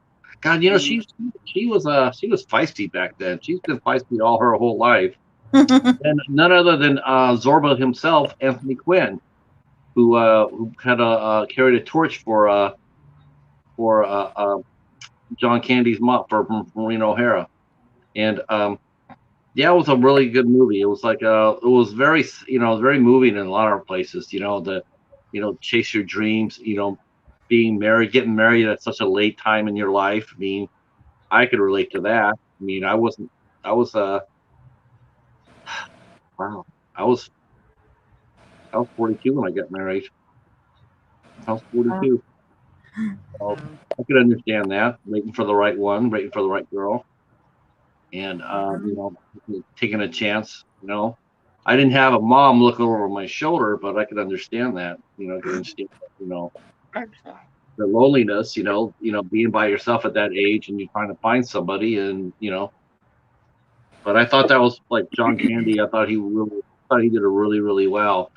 I know it didn't do that well at the box office because I don't think people were really, really expecting John Candy to carry that kind of weight. As far as a dramatic role, I think they weren't used to that. And then, but I think it was like one of the first times he actually did do a dramatic role, and it was a revelation. I loved it. I think it's definitely one of my favorites. And John Hughes, of course, doing it, he made it really sensitive and a well-told story. Jennifer, we're up to number 6. We're almost halfway there. Okay, this is where you're gonna find my anger. Uh-oh. But it's still number 6. Still number 6. Pretty in Pink. Okay. She's stupid. She didn't pick Ducky.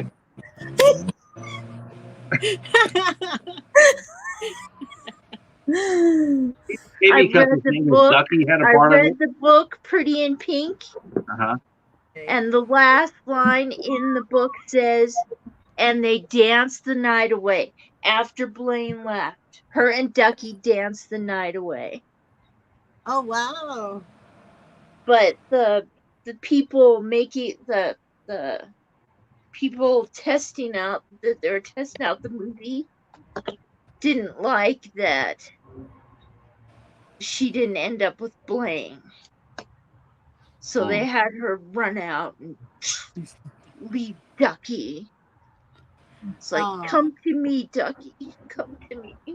Do you think part of the problem was the fact that his name was Ducky? No. Just want to toss that out there.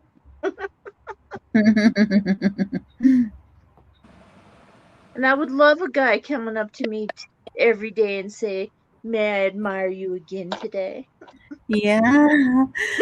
Yeah, I would want somebody to go roam around my house in a bicycle every night. Yeah. You know? Yeah.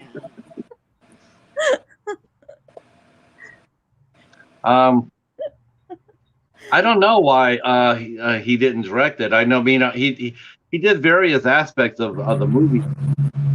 I mean, sometimes he did. Sometimes he wrote, produced, and produced and directed the movies, but not every single one. I mean, sometimes he just, that's a lot of hats to wear. So, and maybe he just, maybe that's what he. I couldn't speak to it. I don't think there's any particularly one reason. I mean, it does seem like the ones that he did do with his hands on, all three, they do come across a little bit stronger. But for some reason, I still love the movie. Yeah, I guess I don't know. That's the case too. It's like, was Ducky a stalker at the end, or in the movie, or being?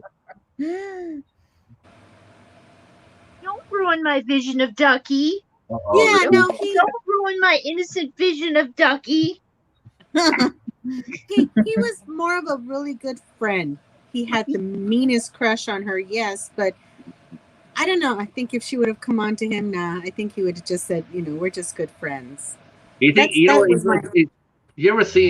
ever known anybody that's actually had their heart set on somebody so bad, and it's always been so one-sided, and all of a sudden that one person turns right around and realizes they turn around and it's like the first time they've seen that person, and they start walking going like, I know that you like me. Would you like to do something? And then the other person who's been chasing for so long just doesn't know what the hell to do, because he just never thinks, or he or she never thinks that this would ever happen. I've always liked that person from afar, but now this is actually, now they show some interest back to me. I mean, how many people just crash and burn, because they're still nervous or scared? Yeah. Mm-hmm. Well, I would have jumped the duck. I don't care. Boing. Jump the duck. Grab him and kiss him. Okay, at least she said jump the duck. I mean, at least she didn't say the other thing. I'm keeping it clean, kind of.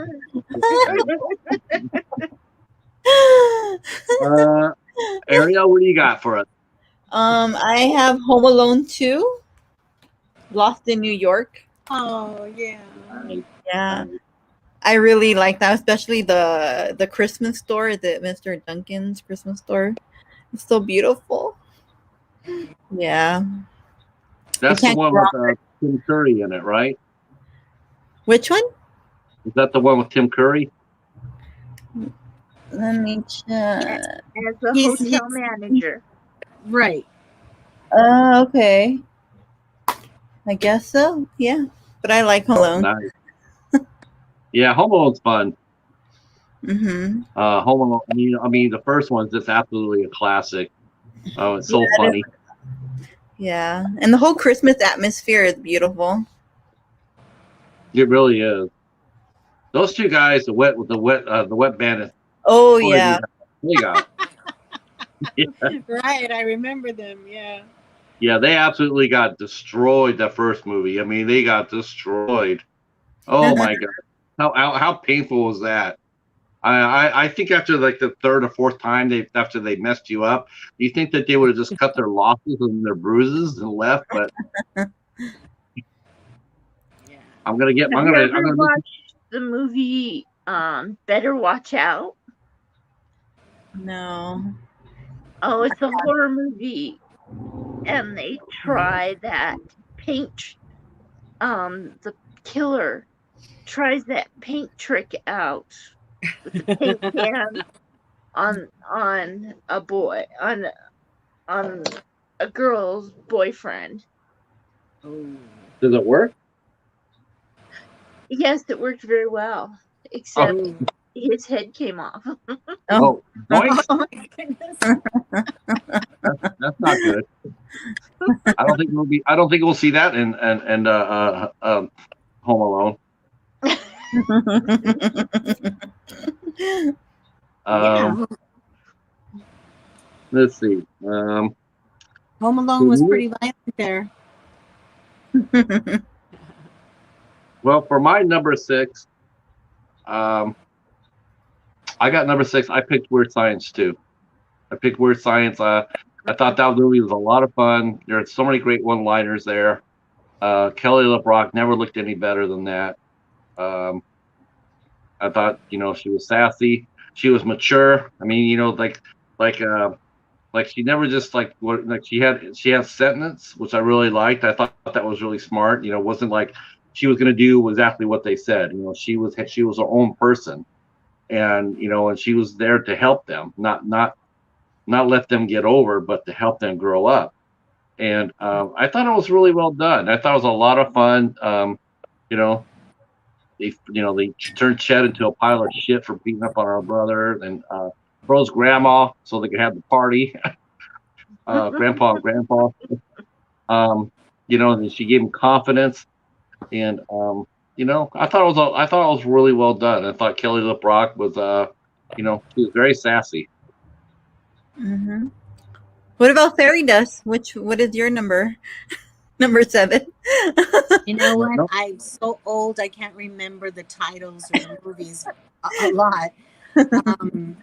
I don't think I've ever seen the whole what was it? Curly Sue? Oh, Curly Sue. Yeah, I don't remember seeing the whole thing, and if I did, it was back then. Yeah. But Home Alone 1 and 2. I loved Home Alone 2 because of the craving of that pizza that he got when he was going into the limousine. Mm-hmm. I mean, it just looked so good. The cameo appearance of Donald Trump. I heard they cut him out of that now. I heard they actually cut that. They whitewashed him out of it. Yeah, he was there for a split second because Kevin asked him a question, and why would they do that? It's so stupid. I mean, it's just stupid how Hollywood just turned their back against him when they used to love him back in the 80s. There you go. He was in there, and he wasn't even an actor. So those things I really enjoyed. I like the little cameos. I like the hotel. I like just all the city and the lights and the Christmas, all the whole Christmas atmosphere on both movies. Mm-hmm. It was just really good entertainment, and I really enjoyed them. So Home Alone's absolutely 1 and 2. 1 and 2, awesome. And, Joe mentioned here. Joe, why did I know that we're going to hear from you? I knew that as soon as she said that. I knew we were going to hear from Joe. And you know what? I'm going to shock the hell out of the both of you. I'm going to actually agree with you about that. I thought the fact that they went back to whitewash them out of the movie was really petty and very unnecessary. It's like he did it at a different time in his life. You can't go back here. You can't unring that bell. So leave it alone. I mean, it's a sense of a very dangerous presence to do something like that. I mean, he was what he was. He was on a mover and shaker back then. And Hollywood loved him. Yeah, Hollywood loved him. He wanted him everywhere, and he wasn't a celebrity. Don't even get me started. Yeah. Don't even get me started. He was a different person back then. He wasn't the same person he is now. So leave it alone. I'm with you. I know Joe's gonna be sitting there fainting. Don't faint, Joe. He had a lot of it's so stupid, Sean. It really is. It's ridiculous. Stupid. It's really ridiculous. And I think that's another reason why I'm not really into the movies anymore. just, you grow up with movies and the fact that you're able to get on the bus without parental guidance and go with your friends to go see matinees, and growing up that way. And then when you get your own car at 16, you're filling it up, going to the drive-in. I remember all those good memories, $5 carload drive-ins, and we would go see The Breakfast Club and go see different movies and just have a great time. So the memories are there, Yeah. Yeah. We used to go and watch Italian horror. The gates of hell and zombie and the beyond. Remember Damien? Yeah, the Omen. Yeah. The Omen. Yeah. Yeah. You go. Oh, you went and saw that at the drive-in? Yes, we did. Now I never saw any of the John Hughes movies other than inside of an enclosed theater. I never saw a John Hughes movie at a drive-in. Yeah, we saw The Breakfast Club. We were at the age of partying and stuff at that time. Hey, Art. Hey, Art. Awesome, Art. I'm gonna have to say hi here.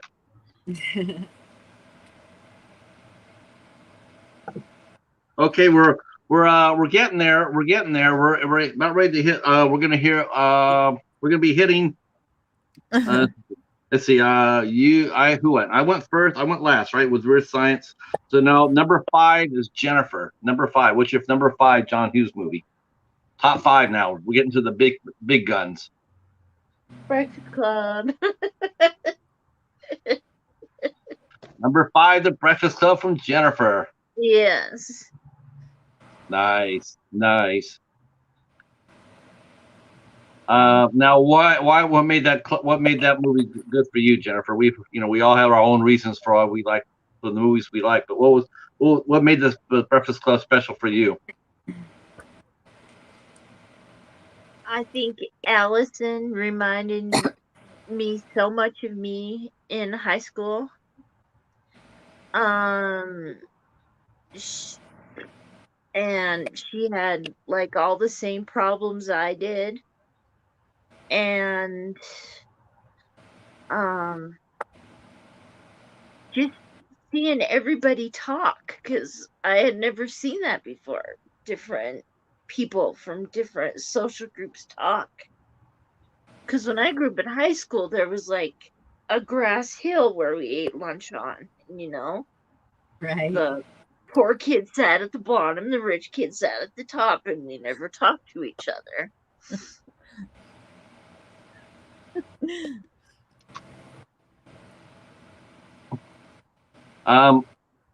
Well, I know we've all talked about it, so no one, unless you have anybody else has any other observations about the Breakfast Club. All right, Ariel, what's your number 5? Okay. Oh, I just want to say thanks, Art. Yeah, I'm getting used to the flow of being on live streams. Yeah, you're rocking it. You both of you, Fairydust. I didn't know this either. I did not know this. I did not know this was Fairydust's first panel. Wow. I had seen her in so many other. She's been moderator in a lot of other van life live streams and whatnot. I thought she had been on various panels, and I did not realize that ours was going to be her first. I'm like, well, wait a minute. Why didn't they ever invite her on any of their panels? But you know what? Their loss is our gain, and so I'm really happy that we got your first spot. Well, thank you.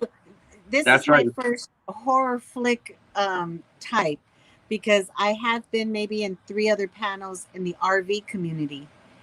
They dragged me in there, and you're like Cindy Brady. I was in my first one was in the dating game that Van Vita Travels did with Van Life Rocks and 3 of us contestants, and that was one of my first ones back in February. So I'm very new to this, very new to YouTube as well. It's very hard to get me up here. So, but here you are absolutely crushing it. Time. You're absolutely crushing it. When you talk about music and movies and back in the day, yeah, I can relate. Yeah. No, we're Yeah, that's so true. That's so true. So, okay. I just want to say confirm real quick that I actually made Joe the horror man faint. Thank you very much. He actually fainted, that I did not bury his boy, and I was right with. I was like Sean. Joe.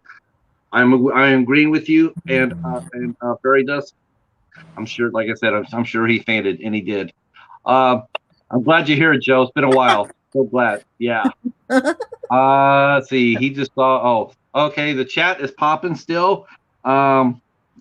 Sean saying that Candyman was the first movie he saw in the theater since the pandemic. I have not seen a movie yet. I'm tempted to go see Candyman tomorrow. I'm probably going to do that. Let's see. Yeah, everybody's. Let's see.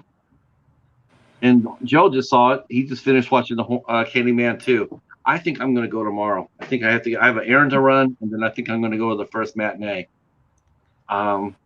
Been a long time since I have not seen a movie in the theater since It Part 2. Wow. Thank you very much. I'm old. All right. What's your number 5, Ariel?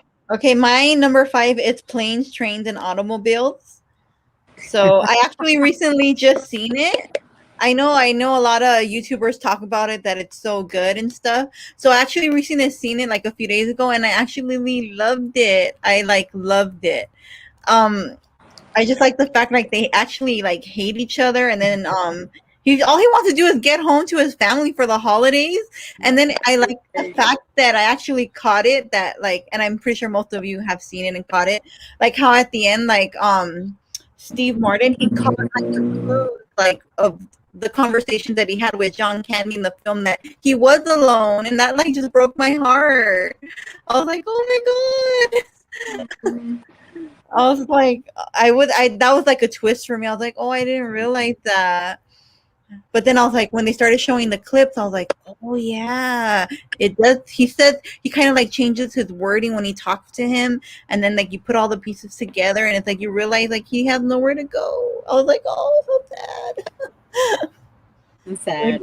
Yeah, It was good though. It was good. yeah. I was like, wow, it was good. Those aren't pillows. Yeah. Yeah, those aren't pillows. How about the car? The car they burnt up. They're driving down the. I know, and his hands are melting. Yeah. I was like, oh my god. Oh, Funny. I was like, everything that could go wrong with that. Everything that could go wrong went wrong. yeah. Okay. It was like, oh, it was good though. Yeah. How about you, Fairydust? What do you got for number 5? Oh, I don't think I got anything anymore. Just the movies that you guys are talking about. I remember. I'm lost with titles. I know I've seen a lot though. You can throw some titles in here if you want. Did he do St. Elmo's Fire and what's that other one? That was Brat Pack, but I don't think it was John Hughes. No, okay. See, I'm That's all blending movies from the 80s, but Yeah, I know Mystic Pizza, right? But I don't think that's a John Hughes. No, that was Annabelle Fish and Julia Roberts. yeah, that was. So just go ahead, pass me up. I'll get in there when you mention a movie. My number 5 would actually be Ferris Bueller. Okay.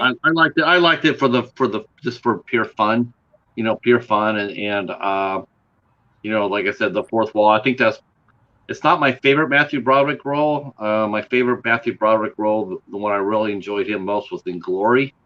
That was my favorite role that he's done. I know a lot of people liked him in The Producers and Biloxi Blues, but I thought he was great in Glory. But I loved him in Ferris Bueller. I thought he was really good in that.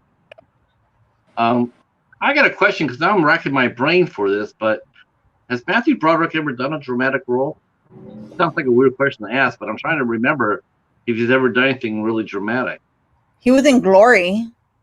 Yeah, besides Glory. Let me me see. Because the Biloxi Blues was a comedy drama. That's the one I was thinking about, Biloxi Blues. Freshman wasn't. That was Sounds familiar. comedy. Yeah. Was a comedy. Producers, that was with Nathan Lane. That was comedy. Yeah. Or maybe even in the early millennium, he did something good. Oh, Art just threw up Project X. Okay, that was the one with the monkeys in it. Oh my God, that was the saddest movie in the world. Oh. That's the saddest movie in the world. Okay, so Matthew Broderick did one of the funniest movies and one of the saddest movies. Oh yeah. Boy, you can't watch Glory. You're not allowed to watch Glory, Jennifer. You think Project X is sad? Do bad things happen to animals in Glory? Yeah. Oh, then I can't watch that. No. Me neither. No. When it comes to tortures or brutality like that, no. Well, Not entertaining for me. Well, the Civil War, they were shooting at the other side with cannons. So if you're on a horse, a lot of chances your horse is getting shot or getting blown out from underneath you. So yeah, it's not a pleasant movie. Yeah, good movie though. It's excellent. I mean, I would recommend it, but it's a tearjerker. And yes, Hobbs, I cried when I watched Glory. Yeah, I did. All right, Jennifer, what's your number 4 movie? Planes, Trains, and Automobiles. Nice. I think these two made a great pair together. A good comedy team. They're talking about the Candyman theater. They're mentioning how Joe's mentioning I saw a lot of scenes felt forced in there. Andy was especially rushed. Yeah, I know a lot of people mention that about being rushed, but that movie's been around for a while. It was sitting in the pipeline for a long time. I wonder why they. It'd be interesting to see why it was. Yeah, Hobbs. Yeah, anybody who has a heart. If you didn't cry during Glory, you have no soul. You have no soul at all. Yeah, I'm interested now. I'm interested in seeing that. I was wondering if they hurried Candyman. I'm wondering if that's because of Tony Todd. I know that Tony Todd has supposedly been sick the last couple of years. All right. What do you got for number? What do you got for number 4, Ariel? I have Pretty in Pink. I really like Ducky's character. I like when he says, "Let's plow," and he goes, "I will always be the Duck Man." And then you look at his shoes. Oh, yeah. And then I like the fact that Christy Swanson made an appearance, a cameo at the end at the prom. Oh, okay. Yeah, she looks really good. I was like, oh. Looking the duck meat up and down. Oh, yeah. She was dancing with them. She was calling him over. Yep. Yeah. Giving him the eye. Yeah. Yeah. Yeah. I wish And they- was I wish looking they at would've- us. I wish they actually would have casted Chrissy Swanson and for the TV version of Buffy. I think she should have. I would like to see her more than Sarah Michelle Gellar. Oh. Me too. Yeah. Well, Yeah. I guess, I'm thinking about dramatic roles that Matthew Broderick did. I do think there is probably one. I know he's done a scary movie. I know he's done a horror movie. I think that's when he got married to Sarah Jessica Parker. But Duck Man for life. Woo!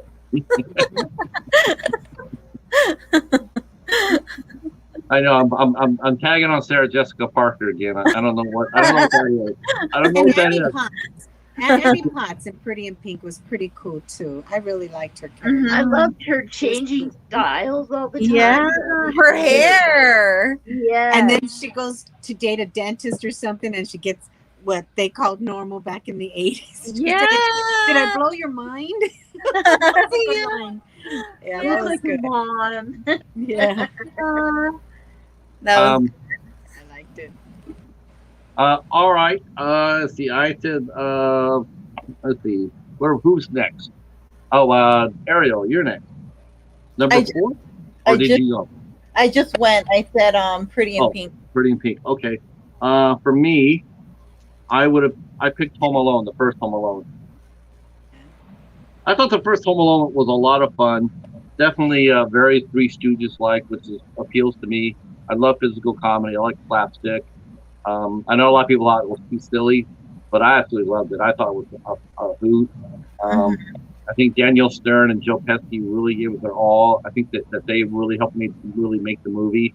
I mean, it could have been really easy for those guys to phone it in. You know, here they are being upstaged by a kid. I mean, you're getting crushed and humiliated and everything else. But I thought they both really did a really nice job, and they sold it. They sold the movie.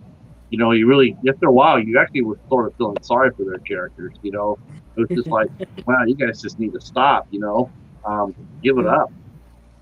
Yeah. And yeah. Go ahead. No, I was just gonna say those type of movies I like where you have a whole bunch of cast, and each one has their own character, and the movie, you know, puts a little story of each character there, and it just blends. But it's all separate. And scenes in Home Alone, you know, when they're trying to get ready, when they all come to the house and they crash for the night so that they can get ready to go to the airport. And they're running around in the airport and they're just trying to keep it together, the folks, with all these kids. And, you know, just entertainment like that, I really enjoy. And there's quite a few movies, I just can't remember them, that have different story plots for each character, but it all gets together. I like those type of movies. Yeah, a well-written script. It's really important. And that's one thing about John Hughes. It's like, even if he didn't write it necessarily, but, you know, him as a producer or as a director, he made sure that the script was really good. I mean, you can't really think with John. I mean, we're all mentioning all these movies. There's not a single bad movie here. There's not a single, I mean, these are not only our favorites, but if you think about it, the movies are really well written. They're really well directed and produced. You know, it's not a guilty pleasure because I like a bad movie. You know, like some people, you know, they like Jaws 3. It's a guilty pleasure. It's a horrible movie though, but they like it because it's a guilty pleasure. There's nothing like that with John Hughes. Every movie that John Hughes did was pretty damn good. There's no sorority babes at the Slimeball Bolorama hidden in Kingdom. Did he do Summer Rental? No, I know who that was. That was Christy Alley and Mark Harmon did that, I think. Oh, okay. Well, maybe not. Maybe not. I thought maybe Mark Harmon did that. I think it's Summer School with Mark Harmon. I don't know who did Summer Rental. But I remember that movie. I remember that one too. Yeah. Red Dragon put a phrase, tell you what you, Patrick, I'm going to give you the count of 10. Like that scene. Oh. When he does to the pizza guy. That's right. I'm alone. I'm going to give you the count of 10. And he goes. That's good. Very good movie. Mm-hmm. 1 and 2. Mm-hmm. See, we got people here commenting that they're going to start getting into some John Hughes. Sean saying that he's never actually seen Dutch, but I'll fix that soon. Macaulay Culkin is going to be an American Horror Story now. Yeah, that's amazing. The Shark from Jaws 3 left that one. Left that one. Oh, left that this. Oh, who just said that? Okay, I'm sorry. I shouldn't have said Jaws 3. I meant to say Ouija Shark. Will that fix it? I meant to say Ouija Shark. That's our guilty pleasure. Don't give us a thumbs down because I said Jaws 3. Did you see Macaulay Culkin with Elijah Wood in The Good Son, was it? Or The Bad Son? Oh, yeah. Oh, The Good Son. Yeah, that was Good Son. Pretty crazy. Yeah, he was good in that. He was good in that. Yeah. Yeah, he was. He still had that innocent look. He still had that innocent look to him, but man, he was. Ooh, that was a rough movie. That was tough. Yeah. Really good. He definitely grew up in that movie. Well, then again, then you saw Elijah Wood. Did you see Elijah Wood in Sin City? I remember Elijah Wood in The War, the movie The War. Well, he did a movie called Costner. I I haven't seen The War, but I saw him in Sin City, and he was absolutely evil in that movie. Welcome back, Rick. X only. Hola, everybody. Hi. Hi. Yeah. Rick. That's our good buddy Rick here. Hello. Yep, Joe mentioned Elijah Wood in the horror remake too. The Maniac remake too.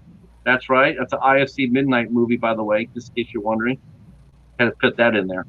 All right. So who are up to? We're up to Jennifer, your third favorite. Uncle Buck. Uncle Buck. Yeah. Okay. Yeah. That's a really good movie. I was evil like that girl when I was a teenager. And Really? yeah. I can't imagine you being mean as a teenager. Just to my mother, nobody else. Oh.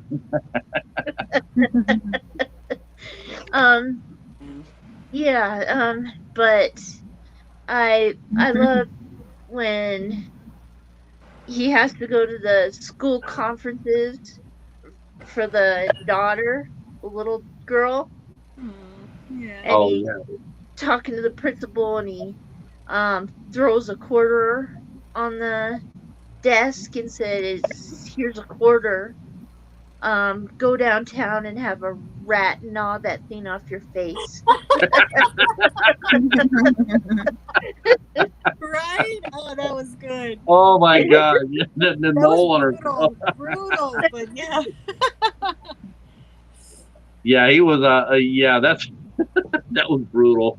That was funny as hell. And you know, Laurie Metcalf, is that her name, from Roseanne? Yeah. When plays Jackie and Roseanne. She's good. She's good in everything, but I love her in Roseanne. And she was there just trying to pick up on John Candy if he would go for it. Yeah. She's really good. She did Scream 2. Oh yeah. I mean, remember that? I remember seeing that when she popped up there and like, holy shit! I mean, she was mean. Yeah, the reporter. Yeah, she was fierce. I'm like, she reminded me of. There's another actress that's like that. You used to see her in a comedy role, but you put her back in a good dramatic role, and she's like, you look at her like, wow. And that was Phoebe Newart from Frasier. She played Lilith. Oh my gosh, she was. Oh. She's a great actress. I mean, she was so much better than the part. Evil in Frasier, though. You could see her evilness. Yeah, well, you know what? I don't know if she is evil, but she was his counterpart. There was definitely her, because Frasier always thought he was superior to everybody, and and she just happened to be the one that was a little bit superior to him. Right. Okay, we still got our thumbs down. I'm not sure. I hope not. Maybe the Jaws 3 person came back and forgave us. No, they did not. They did not forgive us. Sorry. I'm sorry I mentioned Jaws 3. At least I didn't mention Jaws the Revenge. Okay. Guilty pleasure. Ariel, what do you got for number 3? For number 3, it's gonna be 16 Candles, and I do recommend that you guys see the special features because it does give a lot of backstory, and I like the fact that if you guys are familiar with Adam Rifkin, he also does an interview. He was saying how John Hughes was so kind to him, and that he asked him, "Oh, can I shadow you?" And John Hughes was very open to it. So I like that. I like the fact that John Hughes wrote 16 Candles particularly for Molly Ringwald, and the one that casted, I don't know her name on hand, but she's the one who did the casting for the main characters in the film. And I remember her saying that Molly Ringwald was the first option. Her love interest was with Jack Ryan. You see that he's a stud in the film, but in real life he's really shy. So she remembers that when he went to the screening, she had to tell the producers that he had dental work done because he was too shy. So and then they said that he did a few movies after 16 Candles, and he just wanted to live a private life after that. So Right. he didn't want to be in the show business. So I thought that was interesting. So I like watching special features because you learn a little more about how things were. And then now Adam Rifkin said that when he was doing his directing, he had a I don't know if it was a guy come to him saying, "Oh, can I shadow you?" And he remembered John Hughes did it for me. I want to do it for somebody else. Oh, So, so I just think that was awesome, pay it forward. Right. Yeah. So I love special features. I love special features for that reason right there. yeah. You can get commentary from the directors and the cast, and it's just you learn, like you said, you can learn so much from it. Yes. And the one who casted 16 Candles also casted The Breakfast Club. Okay, makes sense. Uses the same people, so which is like pretty good. And then I don't know if you guys know that Adam Rifkin was the cool wave guy with the red retro glasses when he was young in 16 Candles. He's also on the bus. Well, that's Adam Rifkin as a young kid. Oh, Wow. Yeah, I didn't know that. And Nope. that's what the special feature said. So if you see he was called the new wave guy. He has like the red retro glasses. Yeah. And that was Adam Rifkin. So I thought that was cool, Yeah. So that's Yeah. why I like it. That's good enough for me. Mm-hmm. well, to reflect with that 16 Candles, back to 16 Candles, there's such great, if anybody has not seen it, you got to go see it. Just take the time to go see it and try to relate to the 80s. Mm-hmm. The party scene where everybody's just all over destroying Jack, what's his name? Jake. Ryan? Jack Ryan's house. Jake Ryan's Oh, yeah, house. His parents' house, they take off and he's just having a party and everybody's just destroying it like crazy. And they all get intertwined with each other. And that's where I like to see John Cusack and Joan Cusack in their performances. But she was all over the place with her braces and that over here and trying to drink water from the fountain in high school. Mm-hmm. And the geek, just all over Molly Ringwald. And then what did he do? What did they do? They put him in a night with some hot, sexy babe, Jake Ryan's his girlfriend. Yes. And the convertible. Yes. And he's, you'll take my dad's car. That was all Jake Ryan stuff. So he was a good character there. And the foreign exchange student, and then the little boy, Molly Ringwald's little brother. Him too. He was good. He had these one-liners that were good. Oh yeah. I forget his name. Jerk. I loved him. Yeah. And the grandparents that came to visit, and ones with the cigarette almost all over the cooking in the kitchen. Oh yeah. And the other one is touching her boobs. Oh, they're so perky now. Look at that. And oh God, it was just a good movie. Boobies finally came in. Yeah. And she's just horrified, like, oh my God, my grandmother just filled me out. She's talking to her best friend. Yeah. I remember Got that. to see that movie. Yeah. That one rocked. Yeah. Let's see. What are we up to? I think we're up to Jennifer. I think we're down to our final two, our top two films. And Jennifer, what is your second favorite John Hughes film? 16 Candles. Wow. Okay. Guys got to see it. It's good. I'm even wearing my long duck dong shirt. All right.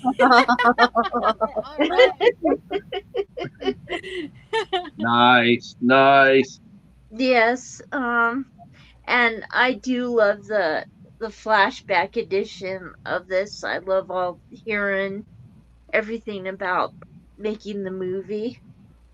Yeah, the special features, definitely. Yes. One of my special feature favorites. I watched the second Resident Evil movie. I think it's what is it? Armageddon, I think it is. Or if you listen to the cast commentary, it's Mila Jovovich, Odette Freer. It's one of the best special commentaries ever. Those guys have so much fun doing the commentary for the movie.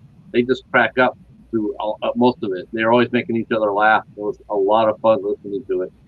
Sometimes I'll do that. I'll put on a movie just for the commentary, and I just want to hear that first, and then I'll go back and watch the movie afterwards because I just want to know how they did certain things. So 16 Candles is your second. Ariel, what's your number 2? Mine is going to be Home Alone 1, Part 1. I just like it, like the comedy. I like that when he's going to it's like the grocery store and then he runs off with the toothbrush. Oh yeah. Yeah, I and like he's that questioning the cashier. Yeah, he's like questioning, but he's like, huh? But yeah, and then like how he's scared of the man who's like shoveling the snow. Everybody's like all scared of him, and he's like a sweetheart. Yeah, he was like, he came over and helped him out at the end. Yeah, that was awesome. He's so terrified of that. Mm-hmm. And then he was just like, the last person you expect. Sometimes it's like that in real life, though. It's interesting. It's like the Sandlot. When they hit a ball over the fence, and they thought the guy with the giant dog was the meanest guy, and he turns out to be an old baseball player. Exactly. Yeah. I like that. I like those kind of story twists. Mm-hmm. For me, I'm surprised none of you guys mentioned this, but Jennifer knows what's coming. My number 2 is going to be Some Kind of Wonderful. Oh. Some Kind of Wonderful is absolutely awesome movie for me. That movie absolutely rocks. It's so much fun. It has so much heart. I can relate to a lot of it. Looking after, wanting the girl from far away that's out of your league, but you still carry that torch for him. I thought it was brilliantly acted. It has the best soundtrack of any John Hughes movie, in my opinion. I love it. I thought that movie was great. I thought it was great. I love the ending. The ending always chokes me up. Even today, the ending of that movie will always make me choked up because it's such a great ending. You look good wearing my future. Yes. Just so cute. So cute. I guess there's the trivia is that all the main characters were named after the Beatles. The Beatles characters. Oh wow. So that's my number 2 for sure. That's Leah Thompson was never looked cuter. Craig Sheffer was a bastard. That was Elias Koteas, who played Duncan. Who ended up befriending Eric Stoltz and crashed the party. When looked like Eric Stoltz was going to get beat up, and then crashed the party. Goes, I don't think so. And he was going to keep that to a respectable level, a respectable roar. I love that movie. Jennifer, rock us out with your number 1 John Hughes movie. Some Kind of Wonderful. Jennifer, you're awesome. Yeah, that's just what can you say? That movie's just awesome. Mm-hmm. Yes, and finally, the person ended up with the right person. Yeah, they think true. And she was smart enough to know that too. Leah Thompson's character, she was smart enough. Yeah. That shows you women are always going to be smarter than men. I mean, here's a guy who he misses all the signs.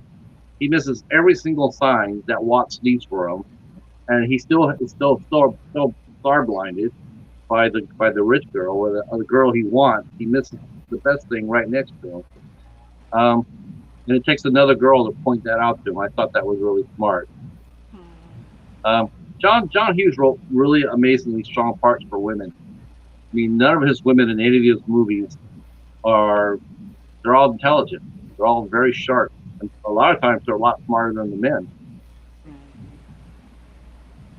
What about you, Ariel? What do you got for your number 1 John Hughes movie? It's gonna be Some Kind of Wonderful. I have it right here. I also have it. I like triple dip because I have it on this one. I have the Steelbook and then I have the DVD. Nice. So I love this movie. I love Watts. I love Leah Thompson. I like when Watts is being the chauffeur, and then she's like breaking on purpose while Leah Thompson is putting on her lipstick. Yeah. And then when Leah Thompson gets off the car, Watts tells her, "You break his heart, I'll break your face." Right. Yeah. Yeah. And then I love Duncan's character. I thought it was pretty cool. Duncan was so much fun. Yeah, he was. He goes, "I smell chicken shit." I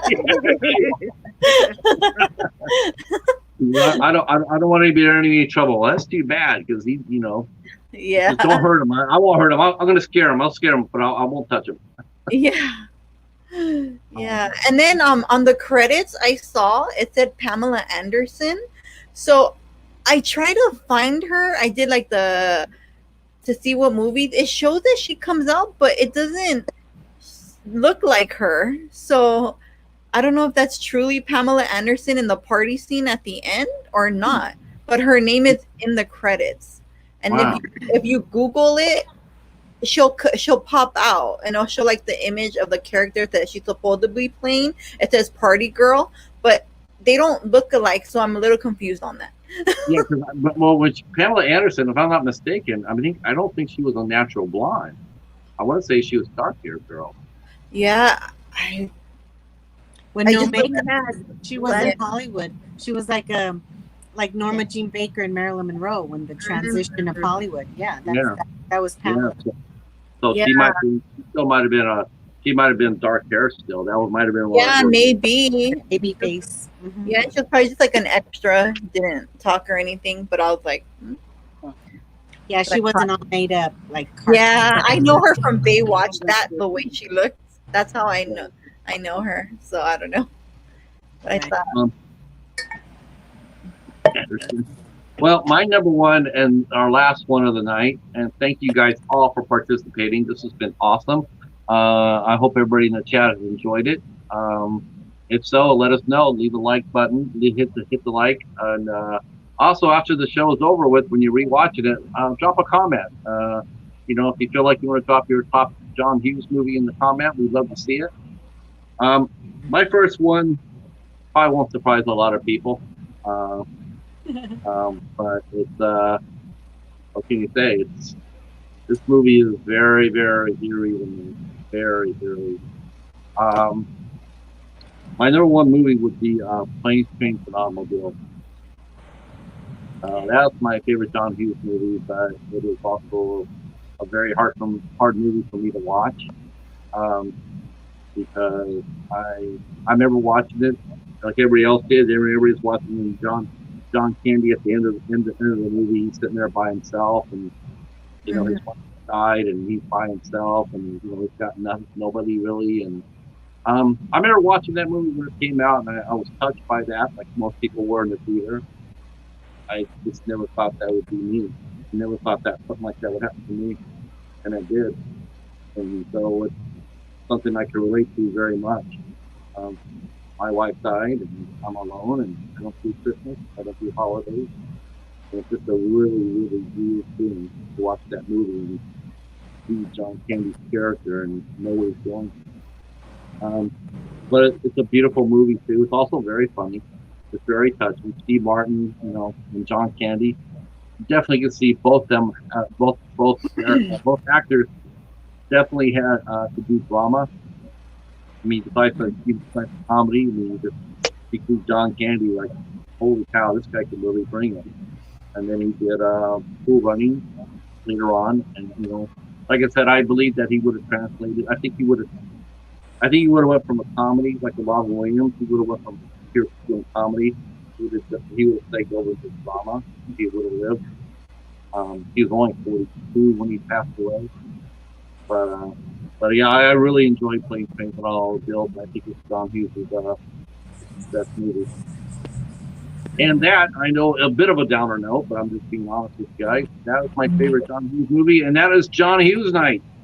Let's give it up for her. Yes. Yes. I love the hell out of this. This was awesome. Thank you guys so much. Thank you for join us. Yeah. Yeah. Well, you guys stick around, because we're still rolling along here. We still got about I don't know. We get enough time. I think we had enough time to hear from the bugle player, because I know people really want to hear that. Yeah. I want to thank everybody in the chat. We still got a little bit of show to go. So what I like to do now is bring our bugle player onto the set, and she is going to play us into some Community Bugle. Can I say something real quick? Sure. I just wanted to say if any of you are Steve Martin fans, Meryl Streep, Alec Baldwin, and this other guy, just can't remember his name, but he was in the TV series The Office. It's Complicated. That's the name of the movie, and they are great. Yes. They're getting up in age. That movie rocks. Every time it goes on, I'm watching it. Yeah. Because I love her Santa Barbara home. I just love the story, and Alec and Steve. Everybody's just great. I just love it. So just recommending a Steve Martin movie. Steve Carell was in that. He played the preacher. He played the preacher, right? I don't remember Preacher. Maybe. Meryl Streep. It was Meryl Streep and Alec Baldwin, right? Yes. Yes. Meryl Streep, Alec Baldwin, Steve Martin. That's a great movie. Called? Yeah, it's really good. It's called It's Complicated. Okay. Excellent. The baker, right? She's the baker. She has her own bakery. She has her own bakery and a beautiful house. And there's a little plot where Rita Wilson is in there too. When the girls get together, it's really good. I like it. Yeah, it is good. Mm-hmm. Yeah, I really like it. I like I remember that. I remember that movie. We saw that actually. That's how I remember it. Yeah, it's a good movie. Real good. Yeah. There's really good movies out there. But thank you for tonight. It was fun. Yes, it was. Thank you. I don't know if you guys seen the what is it, Parenthood with Steve Martin? Mm-hmm. Oh yeah. And then Keanu Reeves comes out. And House Sitter, Steve Martin and Dana Delaney and Goldie Hawn and House Sitter. That's a good movie too. And that house rocks. I mean that. Yes. Oh my God. Goldie Hawn. She's just hilarious in that one. But so is Steve. Yeah. And Dana Delaney. Steve Martin is really good too. I mean, I liked him in Roxanne. Thought that was really good. Him and Daryl Hannah. They played the Cyrano de Bergerac story. He played the fireman with the really big nose, and he's telling all that he was helping his friend woo the woman that he loved. That was good too. God. Yeah. Well, you know what I forgot to mention? And I noticed Red Dragon brought it up too. He said, why didn't John Hughes direct Pretty in Pink? He did the screenplay, but he did not direct it. So I don't know. So that's something, like, I wonder why too. I did see that too on the special features too, but it didn't say why he didn't direct it. But just thought I'd point that out there. Remember in 16 Candles, the little lady from Poltergeist? And she was a Zelda Rubinstein. She was in Poltergeist. Yes. Zelda Rubinstein. She was awesome. That was good. Thank you for sticking out with us, Sean. It's awesome, man. We're so glad to have you back, man. I'm so happy. I know. Thank you, Sean, for sticking around. Yeah, thank you. Jennifer, are you ready? Jennifer's going to play a bugle for us. Awesome. Hell yeah. This is the segment we call Community Bugle, Fairydust and Ariel. This is where we talk about everybody else's channels and what they're doing, and we get to give them some love and some props and stuff like that. So this is actually one of my favorite segments of the show. And we do got something to talk about, and Hobbs already knows what I'm going to talk about. And I got to just do that first. Okay. So last week on the channel, Sinister Arts and Movies, that's a gentleman named Tony, and this was in the UK. And his channel is Sinister Arts and Movies, and he's married to the lovely Danielle, whose channel is A Girl in a Movie. Well, they had a live stream chili standoff featuring Carl from Carlino 9, really nice guy. And of course, a channel that you guys have heard, anybody who's watched the show has heard me always talk about these guys endlessly. And I always will, because these guys are absolutely freaking fantastic. And that's the Old AF Reviewers, and that's Ricky and Pablo. So they had a chili standoff. So they had to go. They each had to go through 6 layers of chili. Each one got progressively hotter and hotter. They did this on a live stream. I cannot tell you, I cannot emphasize to you guys enough how freaking funny it was. It is absolutely epic. It is so funny, and hats off to everybody. Hats off to everybody who did it. It's an amazing piece of video. It's an hour and a half, but you will laugh. Not only are they cracking up, the chat, which I wasn't part of that chat, absolutely, we were slaying it. We were slaying it. We were just. It's the best stream of the year, by any community. You have to go and watch it. I will tell you a little bit that there's 4 guys and 1 girl, and that girl just dominated it. If you go back and watch the film, we thought there was 2. We thought there was 2 people. We thought Pablo and Danny were going to be co-champs. Yeah. But we went back and watched it, and we noticed that Pablo was drinking milk to coat the coat, right? Right. Danny didn't do that. Danny would just sit there like, yeah, we're gonna rock this bitch out, and she did. She only took a little bit of water, and she did a little shot of Fireball. They did. That's all she did. She just. What can I say? She just owned it, and not to say that Pablo wasn't right behind, because Pablo actually drank less milk. He actually drank less milk as it got on. You would think he'd drink more, but he drank less. And Ricky hung in there too. Tony and Carl were out of it. Poor Tony. He had to feel sorry for him. But I posted that on. You can find that the Old AF Reviewers or Sinister Arts and Movies. I will put that down in my links down here. Or if you go to my channel, I have Ricky and Pablo's their videos in a playlist, and it's there. And I showed it to Hobbs, and Hobbs is sitting there going, he's saying, I can't stop watching this. You won't stop. It's funny as hell.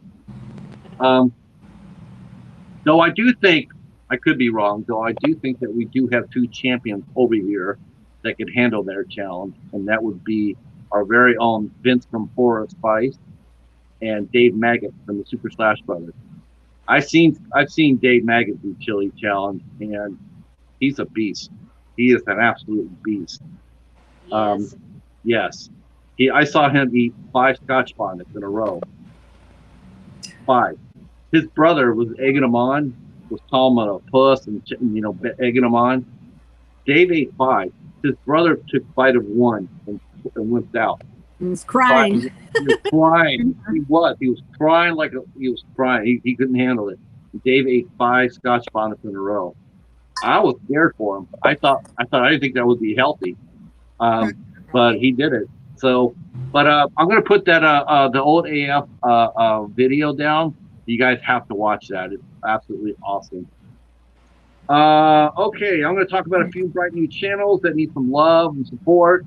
We're putting out great content, and definitely, of course, we all know about our special guest here, Fairydust Weeps the Wild Winds and Splash with Ariel. If you haven't connected with them, please do so. Really, please do so. Other channels I like to talk about is She Wines, which is a new channel. Absolutely brilliant content. Super supportive of the community. Their content is amazing. They did a shout out video that you have to see to believe. And I'm not saying it there because the Cheetah's in it, and he is. I'm saying it because it's an amazing video. It's an amazing video. It's super sweet. Mr. Dan and Horror, tremendous supporter, great content. Love for you guys to connect with him. We did a drive last week on my birthday, Like I mentioned earlier, the stream that YouTube came by and cleaned them all out. When you do a comment, when you do connections, please watch a video of more than 3 minutes and leave a comment behind. Otherwise, YouTube will take it off. Another good channel we want to talk about is Horror with Hoss. He's also another great reporter. He's everywhere, reporting us, drops comments. He gets great comment. I get great content. Does horror collections, haul videos. The video plates, new channel to me. What I really love about this channel is that they do retro reviews, like for movies from the 40s and the 50s that nobody else is doing. I haven't seen anybody else do it. So good one. Tremendous, lot of great reviews. Let's see.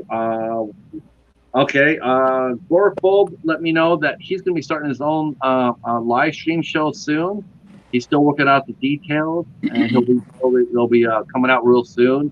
If you haven't known Keith, Gorphobe, he'll be coming out, and we'll be putting the first show link out. I mean, this first show he does, we'll leak it out here, and so you guys can go take a look at what he's doing.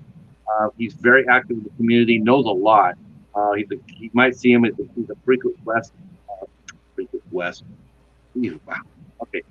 Frequent guest. Not stroking out, I promise. Frequent guest on the Night Watch Zone. Let's see. Brad Bronco Dogolo Talks Movies. He has rescheduled his interview with actress Lisa Wilcox from the Nightmare on Elm Street movies to September 25th. So that I'm not sure what time that is. I'll get the time and I'll tell it to you next week. See, Charles Cochran is still doing his contest. Just if you haven't done his contest, he's doing a contest, 110 sub contest. It's still open to enter it. He has a lot of great prizes he's giving away. I believe he's giving away free prize packages. Let's see. Night Watch Stone's still doing their best comedies. I don't know. I want to sit there and tell you guys to watch it and support it and everything else, but I'll be honest with you, and they already know how I feel about this. There's just too much fucking Seth Rogen in there, and I can't stand Seth Rogen. I can't stand him. He's an ass. He ruined the Green Hornet. All right. Ed Asner passed away at 91 today. You might remember Ed Asner. He did a movie called Up for Pixar. Some of you might remember him even longer than that when he married Tyler Moore. Tyler Moore, yeah. So I do believe that leads it down to 2 members of Mary Tyler Moore still alive. I think it's Betty White, and he was a semi-regular, but he was on there, and that would be John Amos. The last 2, I think they're the last 2 standing of the show. Okay, let's see. Did Gavin McLeod from the Love Boat, the captain, did he die too already? Yes, he passed away. Oh, see, I'm lost. Yeah. And Cloris Leachman passed away not that long ago either. Valerie Harper, yeah. Valerie Harper was amazing. She lasted a long time. Right. She had that cancer for a long time. Ed Asner, I mean, he worked all the way up till he passed. He was and he was really good. Even as he got older, he still was able to act. And I really enjoyed watching Ed. Luke Grant and Mary Tyler Moore were 2 of my favorite shows that he was in. Let's see. Of course, we just talked about Candyman. Candyman's a hit. I mean, obviously we know that, so it's good. It's good that it is. I'm glad that it's doing really well. Yeah, I know some people might have some issues with the story and whatnot, but overall, the better it is that it's doing now, the better it is in the future. Because believe me, I don't want to see another Halloween end. Okay. Let's see. The Spider-Man trailer is coming out. Everybody's doing their reaction videos both to that and to Candyman. So a lot of the community are posting out some really cool videos, some interesting takes on it. Yeah, pay him a visit. And Multi-Pack Mania is still going on with Joe the Horror Man and Horrific Nightmares JM. They're still rocking it out. So if you want to get part of it, just drop by either one of those two pages and ask how you can be part of the Multi-Pack Mania.